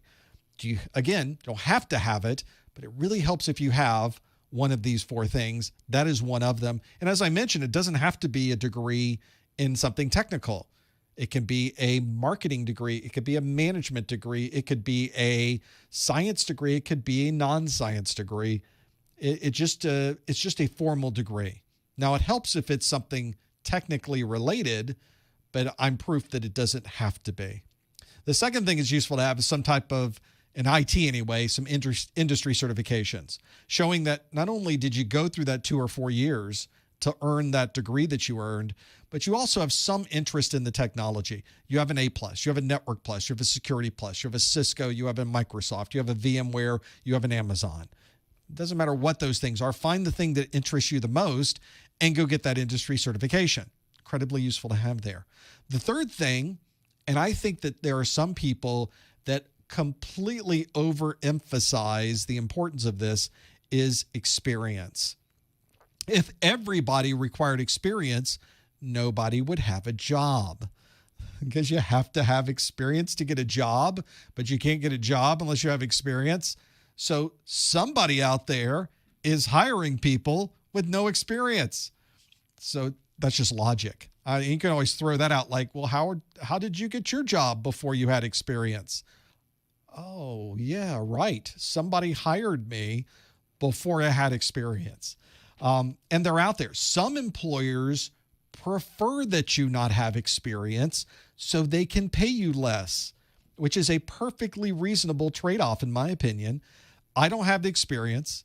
I would be glad to take less just to get the job that I could then put on my resume for the next place I go. Because with IT, you're not staying in one job forever. And we can talk more about that in a moment too. The fourth thing, and you brought this up a little bit, the fourth thing is that it really helps if you know people. And it's not that it's a requirement either. Again, you might be able to get away with one of those 4 things, but knowing people really, really helps. And I don't mean that you're calling them to go out for drinks or that you're attending their baby's christening. It's not like you have to be their buddy, but knowing people professionally is very important. I mentioned that I had about 15 different jobs in this industry. The first job I got, no experience, relatively little experience. I worked in the computing center, but it's not like working with partners and customers and computers. But I didn't know anybody who worked there that first job. Every other job I got in this industry throughout the years, I knew someone who worked there. That someone may not have been on the hiring team. That someone may not even have been in IT, but I knew they worked there and I could reference them. Oh yeah, I know Margaret, she works in accounting. She's a friend of the family. And she told me, you guys do great things here. And it really interested me enough to go check out your IT. You know, those types of things. Oh, you know Margaret? I know Margaret. Sure. You know, there's a connection there. Well, if you know Margaret, I know Margaret and she's a good person. So if you guys know each other, you must not be half bad. There's a level of trust immediately we can associate with you. Those types of relationships are really important. And prior to us spending all of our time at home, I often told people, go to your Microsoft user group meetings, go to your Cisco group user group meetings, go to your ISSA security meetings, go to whatever local meetings you have in your area. Maybe it's VMware, maybe it's a WordPress group. It doesn't matter. Find those technical people in your area because the people in that group already have these technical jobs and now you get to know them. For that reason, I often tell people, make sure you have a really good LinkedIn page. You've updated it with everything that you've done, your education, and you start meeting people and linking to them on LinkedIn, and you keep track of them. On our last study group, someone even mentioned they applied for a job on LinkedIn. They found someone on LinkedIn who worked for that company and sent them a LinkedIn message saying, hey, I just applied for this position that was there. Do you have any advice for me? And they wrote them back and said, yes, I do have advice for you. Here's what you have, what you can do. That was pretty good. That was some thinking, but that's a good example of what LinkedIn does for you when you use it properly. He wasn't asking for a favor. He was just saying, if you have some advice, I'd love to take it. That person didn't have to even reply back. He could just hit delete. It's not like it's a LinkedIn. It's not like you're bothering anyone with that. And this person, the hiring manager thought, hey, okay, good for you. Kind of thinking beyond the scope of what most people do. Maybe that's the kind of person we would want to have work here. That's all good right there. That's super good.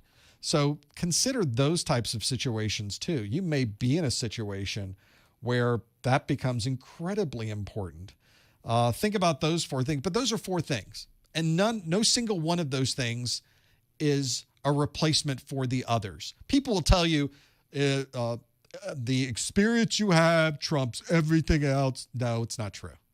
It's not true. Does it help? Yes, it does. With some employers, it's very important. With some employers, it is the most important thing. With other employers, it's the least most important thing. You never know what that combination is until you get into the meeting with that person. And that's what I would recommend for you to do as well, is go into that meeting, just send this all out. There was a message on Reddit this week where somebody wanted a particular kind of job. He was moving from one industry to another. He was a little bit older. And he said, I want that specific kind of job. I really don't want another kind of job. He sent out 150 job resume combination requests. 150, and found his job. He was going to keep sending those and keep contacting people and keep working those angles until that particular opportunity opened up for him. And he had the luxury of being able to do that. So you should never not apply for a job. Let the person who's hiring decide if you're good enough for that job or not. And when you don't get that job, you just go to the next one. You have a 100% chance of never getting the job until you actually get one. And then you have a 100% chance of getting the job. It's one of those things where this is awful. I'm never going to get a job. Nobody's ever, oh, I got a job. I got a job. Okay, we're good now.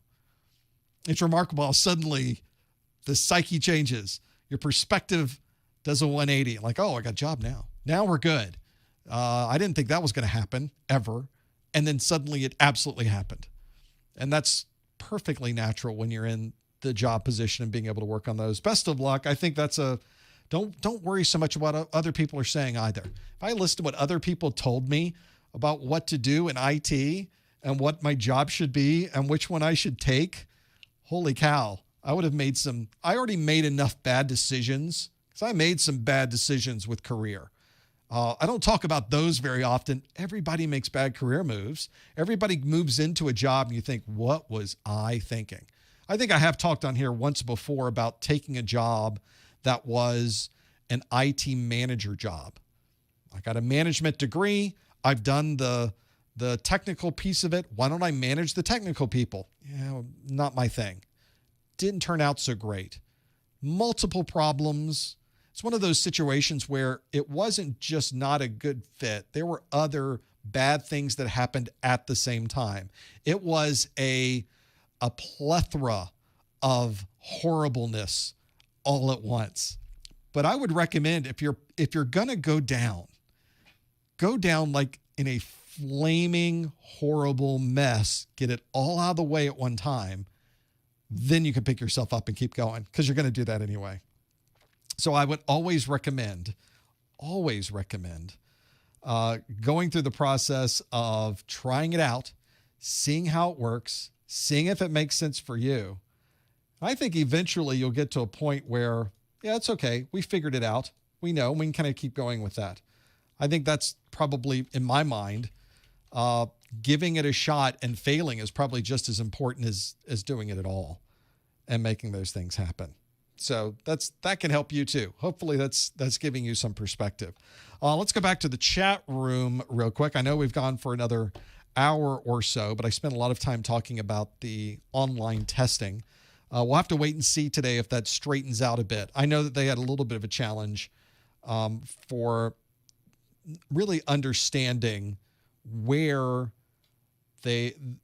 how they were going to get everybody scheduled for this. There was so much happening on that website. Don't worry too much about that. We'll figure out the details as they go through this. I think later on, probably throughout the end of today, and maybe by now things might have settled down a little bit. We'll have to see.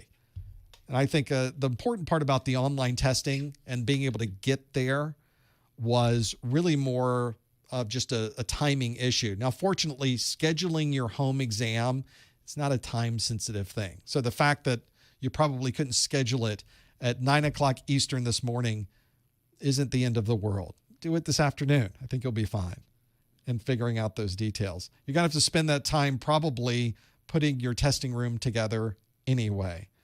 I don't know if that's good or bad, but we'll figure it out. I think they were probably pretty happy so many people were interested. They were mentioning, we did a conference call yesterday. It was kind of a partner conference call that I was invited to, even though I'm not a CompTIA partner. They invited me anyway, and I listened in and watched the conference. They were really excited about the number of people finding out what they needed to know so that we could tell you what you needed to know. I could already tell they were thinking, wow, there's a lot of people on this call. It was probably the same thing today when suddenly the world showed up on the Pearson VUE website and suddenly things weren't working as they expected. I think that's probably a good thing. I could certainly spin that as a good thing. It's so popular that you broke it. What a great testament to what you're planning to do. If you were ever wondering, hey, is this CompTIA thing something people are doing? Turns out it is. As it turns out a lot of people are doing that. It's one you don't want to be in. Questions from the chat room. Do I help with resumes or do private consulting on Skype? I don't do either of those. Turns out I'm not so good with resumes. Who knew? There are people that are there are people much better with resumes than I am. I'm constantly astounded when I see the results of what people have been able to take what they had and they gave it to somebody and work with them, and what they came up with was much better than what I would have come up with. So you don't want me doing your resume. That's just a bad idea. Not my forte. Would you like a certification? Be glad to help you with that one. And I don't do private consulting on Skype because if I did that, I'd never have time to do anything else. I literally come into the studio and create content all day, and at the end of the day, tear myself away from this, or else I'd just be doing it 24 hours a day. For example, obviously just published another book. Last week, I published my 1001 A+ practice exams book, another 400-page book, and I'm already working on the next A+ practice exams book for the 1002. That's probably going to be a 350, 400-page book. So that's already underway. So if I was doing, live things all the time, or I was doing consulting or other things outside of this, I'd never have time to create the content that I want to create for those things. So unfortunately, no. But there's so many options available of people who really know how to optimize a resume that you're not going to have any problems finding any of those things. That might help you as well. So hopefully that will. And I think the best use of my time anyway is to create more content. One of the things that I'm recording tomorrow is a video that does a Q&A, kind of like the first part of what we did today. But I take the pop quizzes on my site, those 10 question quizzes I talked about earlier, and I record. I'm going to do a video of me going through each question, seeing if you know the answer, have it like a 5-second counter, and then showing you the answer, explaining why it's the right answer, and explaining why the others were wrong. And then we do go the other one. So that way, if anybody comes to the website and they take those 10 questions, they can watch the video to be able to see, why was that question wrong? Why did I get that one wrong? And they can jump right to the timestamp on the YouTube video and see what the answer is with that. So that's one of the things I've been working on that I've really wanted to post. I've got 16 pop quizzes out there. It would be great to create 16 videos of that. So I got plenty of stuff to do. I got plenty of things to work on. Doing consulting, it would just create a bad consulting environment for whoever I was talking with, I'm guessing. That's one of the big differences. A lot of what I did in my entire career was traveling, meeting with people, showing them these technologies, going out to lunch, talking about what they do. I've sort of on the phone once I leave there, I'm on the phone talking with other customers. I'm getting on a plane. I'm landing. I'm talking with other customers on the way to the hotel. I'm getting to the hotel, doing, expense reports or whatever. This is my chance to exactly have an opposite job of that. So I kind of like not having that.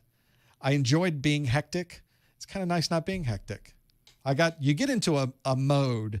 For those of you that have done those kinds of jobs where you are a road warrior, where you're traveling, you're getting on a plane, nothing phases you from a travel perspective. You go to a flight, the flight's canceled. Okay, get the next one. And nothing bothers you. There's going to be another plane. If there's not, you're just going to get a hotel room. You're just going to, all the cars are gone. Okay, what's your option? You want to send me over to someone else? I'll take a cab. We're good. You'll find a way to get to the next thing. It's always just one thing. You're good. There's a hijacker, whatever. We're landing somewhere. Maybe it's somewhere tropical. You get just so laissez-faire about the whole thing. We'll get there. It's not a big deal. And if you don't get there tonight, you'll get there next day. I've gotten on the 5:00 flights in the morning. You sit on the runway for 2 hours because there's fog. You get there, you're an hour late. Of course, I'm sleeping on the plane. You get there an hour late, 2 hours late. You miss whatever the thing was. That's okay. We'll figure it out. We'll go to the next thing. I'm not in the healthcare industry. Nobody's waiting on me for surgery. Nobody died because my plane was late. If that was the situation, I'm probably in the wrong job. But that's one of those where you get into a mode when you're in the road warrior mode that we'll figure it out. It's all good. There's nobody who's a frequent flyer ever gets angry about the flight canceling. Okay, we'll get the next one, whatever. We'll figure out plan B. Maybe I can drive there. Maybe I can catch another airline. We'll figure it out. Technically all planes do land. I'll be asleep when it does. If it does, as long as you're right, as long as the number of landings equaled the number of takeoffs, I was fine. Did not always happen that way. There have been times on a plane where we've had problems, where there's been a plane problem. Nothing too dramatic, but you kind of get used to those too. I've been on flights where we started rolling for takeoff and takeoff was canceled in the middle. They decided to abort the takeoff. It's not that they called them back. The pilot said, we're stopping. Usually when you start the takeoff roll, you don't stop unless something very, very bad happened. In our case, something very, very bad happened, and they stopped the plane, and we did not go off the runway, and they brought us back. And I knew it's one of those times where, stop. How bad was that? That's never happened to me before, but okay. And they said, ladies and gentlemen, we're going to get another plane. We're going to put you in another plane. I'm like, okay, whatever, no big deal. And I didn't quite understand how bad it was, how almost really bad it was until we got there. We came off the plane, and every high-end manager for the airline was there at the gate when we deplaned. I thought, oh, look at all these folks in the suits and the colored jackets. Something bad just happened. And they gave us coupons and things and said, please don't be mad. And we all went about. We had the next plane, and we got on, and we went to the next place. Those things happen too. But you almost get in this mode like, oh, was that bad? I did not realize that was a bad thing. Should probably call home and tell them that I'm still alive. And I was. So don't miss it though. I sort of miss some of that. Now when I travel for fun, if I'm going with family somewhere, at least I know all the airports, know how to get around. A lot of what I was traveling to at one point was international. So I got to see the world. And that was a lot of fun. So I think that's the way to do it. You do it professionally, kind of learn the ropes. And then when you go afterwards, now you can do it for fun. And it's a much better way to travel for those things. What is the best way to study the cryptography section? Cryptography is not as bad as it seems to be. Once you kind of get down the way asymmetric encryption works, you understand how digital signatures are working, at least the process. You understand why the private key is private and why the public key is public and when you would use those. That's kind of the hardest part because everything builds on that. Now, once you know asymmetric and symmetric, and you understand why encryption is different than hashing, everything else sort of makes sense. Yes, there's some roteness to it because you have to know all of those different encryption algorithms. You have to know all those different hashing algorithms. You have to know block ciphers and how they work, at least why they work the way they work. That's one where I think those things together are sort of the hardest part. But once you understand how digital signature works the same for everything. Works the same for the emails that I send you, and it works the same for the certificates you get for your web servers. Asymmetric encryption works the same for the emails that you would encrypt as it does for the keys that are exchanged when you are communicating to a web server and ordering something with your credit card. So once you kind of realize this and go, oh, that's the same thing. Oh, IPsec works this way. It's using the same type of encryption, the same type of technologies, just in a different combination of those. I think it really helps if you're able to put together an IPsec communication. That might help. It's really hard to do that. But if you're looking for hands-on lab, try to get, and you can probably do that. I bet you could do this in Packet Tracer. Maybe you can, maybe you can't. But in any case, getting two firewalls to talk to each other via IPsec would be a good fun way to do it. Or just getting VPN to work. Load a VPN client on your computer and connect to a VPN concentrator. Set up your own PGP keys and send me an email that is encrypted. There's I'll be part of your lab. Send me an email with encrypted content. Did you do it right? Can I read it now with my private key? Did you really encrypt it with my public key? Let's find out. And then I'll send you a message back encrypted with your public key and see if you can read it. Those are fun things to do. Then you're realizing, oh, that's how public-private keys work. Those, and it's a practical use of it. And you can do that. I think that'd be fun to do. There's a question, do I write code? Nope, don't want me writing code. I'm assuming you're talking to me. You do not. I write code. It's really bad code. I write some awful, awful scripts, and don't even try to get me to write like an app. I'm not somebody who wants to write an app. There's a science to programming, computer science. There's really a method to it. It takes years to be able to at least get the fundamentals down for programming. And it's not something that has ever interested me at all. And technically speaking, nobody in IT needs to be programming anyway. You need to be able to script and automate. Never worry about programming. Nobody should ever know C++ in IT. You should know a lot of Python. There's a good example. That's where the balancing act is there. Should you learn Python if you want to become cybersecurity pen tester? You should know Python if you do anything in IT. If you want to manage a server, if you want to manage a database, if you want to do networking, if you want to do IT security, if you want to do anything, you should know Python, because there's so many APIs out there that you can write to. There's so many scripts that you can automate at the shell, at the basic level of an operating system, or at the basic level of a switch or a router. And Python's perfectly made for that. So yeah, you should absolutely know. Anytime you're able to automate, if you can automate, you will go much farther in IT. And Python's a great way to automate. Knowing shell scripts, knowing Python, knowing PowerShell, you get those things down where you can start running scripts in those environments. It's pretty solid to have that there. The chat room, what am I spending time to learn during this quarantine? I would not have spent time learning otherwise. Here's the problem. For me, the world has not changed. I come into this room at the beginning of the day, I write and create content all day, and then I go out of the room. Sometimes it's a 12-hour day, sometimes it's more, sometimes it's less. For me, nothing changed.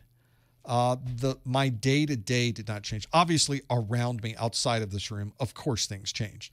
The way that I interact with things outside of my house, of course, changed. But my day-to-day did not change at all. I am still as busy, as much content, probably more content's getting created now because you're home more. You're wanting more content from me now. So I'm having to come up with more content than I made in the past, but it's the same process for me. I can't say I'm spending time learning anything different because I did finish up a book and I'm working on a new book. I was mentioning to Mrs. Professor Messer earlier that it was weird to publish and put out a brand new book right in the middle of this. Normally you wouldn't think of launching a book right in the middle of everybody's at home and you have no idea where the economy's going. You know it's going to come back eventually, but when is that going to happen? We don't know yet. Normally is not the time you launch a book. Well, I got stuff to do. I launched a book. Just stuck it out there. Buy it if you need it. I'm going to keep writing this next one. So I rolled right into writing another book. That probably not the norm. You know, a lot of places are not putting out movies. They're not putting out content, or they're pulling it right in and putting it on television on a streaming service. So that's kind of what I'm doing. Kind of sticking it on my streaming service, putting it on my website, and that's where you're going to go. That's where they'll pull those things in, make that happen. That's my goal anyway, is to kind of focus on keeping the content going. What it was too easy for me is because the world was slowing down outside of this room. It had a bit of a pull. I did not want to slow down with it, so I feel like I'm trying to rev up a little bit. It's kind of weird that way. And I'm a little spoiled that I don't have to worry about doing all of this. I don't have to worry about changing the way I work. It's the same for me. I just want to do more about it. The book that was released was a 221,002, sort of like this is my Security Plus practice exams. It was an A+ practice exams for the 221,001. Was a 350-page version of this. Same thing, just blue. Same thing, just blue. And I'm working on another blue one is next. That's what I'm doing. So that's sort of where that fits. Back to the phones. Thanks for holding for so long. Hi, caller. What's your name? Where are you calling from? Hey, my name is Sunny. Hi, Sunny. What can we do for you? So, thank you for everything, like the content you provide and everything online for free. I really want to appreciate for that first. And so my question for you is, like, I have recently moved to California, and before that I was in India, and I have done my graduation and master's in computers application. And so so before, like after completing my master's, I was an actor and model in India, and I had my own business. So I was managing all that, and then I have moved to California like 10 months back. Okay. So right now, I am looking forward to work as a cybersecurity analyst, engineer, whatever.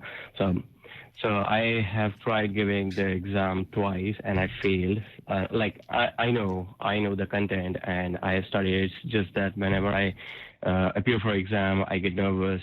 Maybe I just the first time I appeared for the exam, I scored 683, and I couldn't attempt 20 questions. So I knew I was confident. Gotcha. And the second time it was 726. So I appeared all the questions, but I couldn't pass. So I am planning again to give the exam right now because I have this opportunity right now that I can give the exam at home. So where I cannot be nervous, I'll try my best to do that. That helps. But so I wanted to ask you, is there anything I should change in my pattern, like how I study? And so what should I be focusing on more so that I can actually pass this exam? Because, I am not just relying on one source.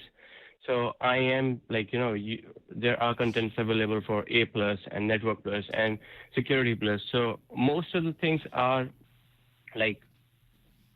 related to each other. Like if I want to know about network or anything, so it's there. So I'm not relying on one source. So I just wanted to ask you, is there anything more I can do just to improve? Because it's not just for me that to pass the exam. For me, it's more like to hold that knowledge. And, because passing the exam might get me a job, but to sustain there, it's I should have that knowledge.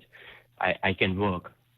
One of the things about the Security Plus that is a bit of it's so different than Network Plus or A+, is that I find the questions on the exam are very involved. There's a lot of text. There's a lot of reading on the Security Plus exam, and the questions tend to combine multiple concepts into the same question. Sometimes the concepts are interlinked with each other. Sometimes they have nothing to do with each other.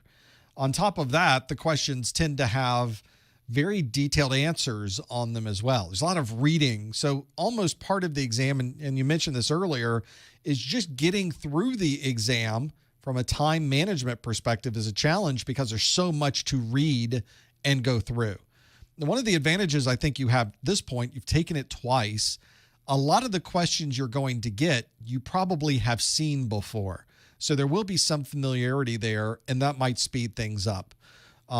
This is one of the reasons, though, that I wrote my Security Plus practice exams book. I'm not saying that to promote the book, but I felt like there wasn't enough examples out there that really prepared you for the test. There are videos, there's books you can read, but there weren't enough sample exams that gave you the same style, the same complexity level, the same difficulty level. A lot of the questions I saw on the internet and elsewhere were questions that either had topics that weren't part of the exam objectives, or they asked very simple trivia type questions. They would ask, what does AES stand for? They're not going to ask you that on a CompTIA exam. That's just way too easy. They're not asking you what an abbreviation means. They're asking you how it's implemented in a particular wireless protocol and when you would use it. Now, that's a much broader question. You have to now think back, okay, where is AES used? Which wireless protocol is it? And what is the problem they're approaching me with in this particular question? So there's two places I go when it comes to brushing up on what I need to know. First is you've taken 2 exams. There's a lot of good content on your exam result sheet. And you can get that by logging into Pearson VUE, and you can look at the results you had from the previous exams, which will also give you a list of the areas that you did not get right, very broadly, listed by major sections of the exam. So they'll tell you, you didn't do well in section 6.2, you didn't do well in section 5.8. So you may find that in both of the exams you already took, there may be some areas where it's very clear that you need to spend more time studying. So there's one place you can go for some really good recon. The other place I would say is that maybe it's more hands-on. I mentioned earlier, if anybody listening to this wants to send me an encrypted message with PGP or GPG, my key is out on the key servers. If you can find my public key and write me a message, that's a very good way to do. That's a lab. You're doing some practical use of asymmetric encryption right there. And maybe you digitally sign it, or maybe you just send me an email and you don't encrypt it, but you digitally sign it just to see what the differences might be. And then I might send you one back that's not encrypted, but I digitally signed it. Those are things we can do back and forth. That takes me no time out of the day. It's automatically built into my email client. And I'm more than happy to do that. Hands-on can't be compared to anything else. And I think once you do that process and the exam asks you now about digitally signing, or it asks you about asymmetric encryption, already done that. I've got a public-private key pair. I put my public key out on one of the public key servers. Those are things that can really, really help you once you're in the exam, that suddenly topics that were very, very complex now are very obvious to you because you did it yourself.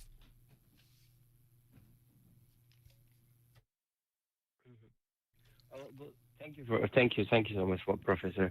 It was really nice talking to you. I'm looking forward to pass this exam now. And thank you for everything. Thanks, Sonny. I appreciate the call.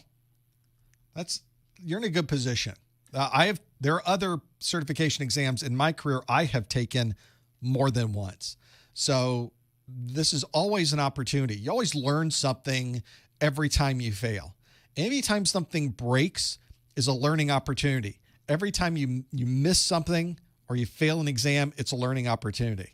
So now's your chance to put all those things together and finally come out on the winning side of this one. And I think you've had enough practice now, and you got some ideas of things you can try. Now I think you're going to be able to do it. Very quickly, I'll speak to this one because this is something that I do have some familiarity with in the chat room.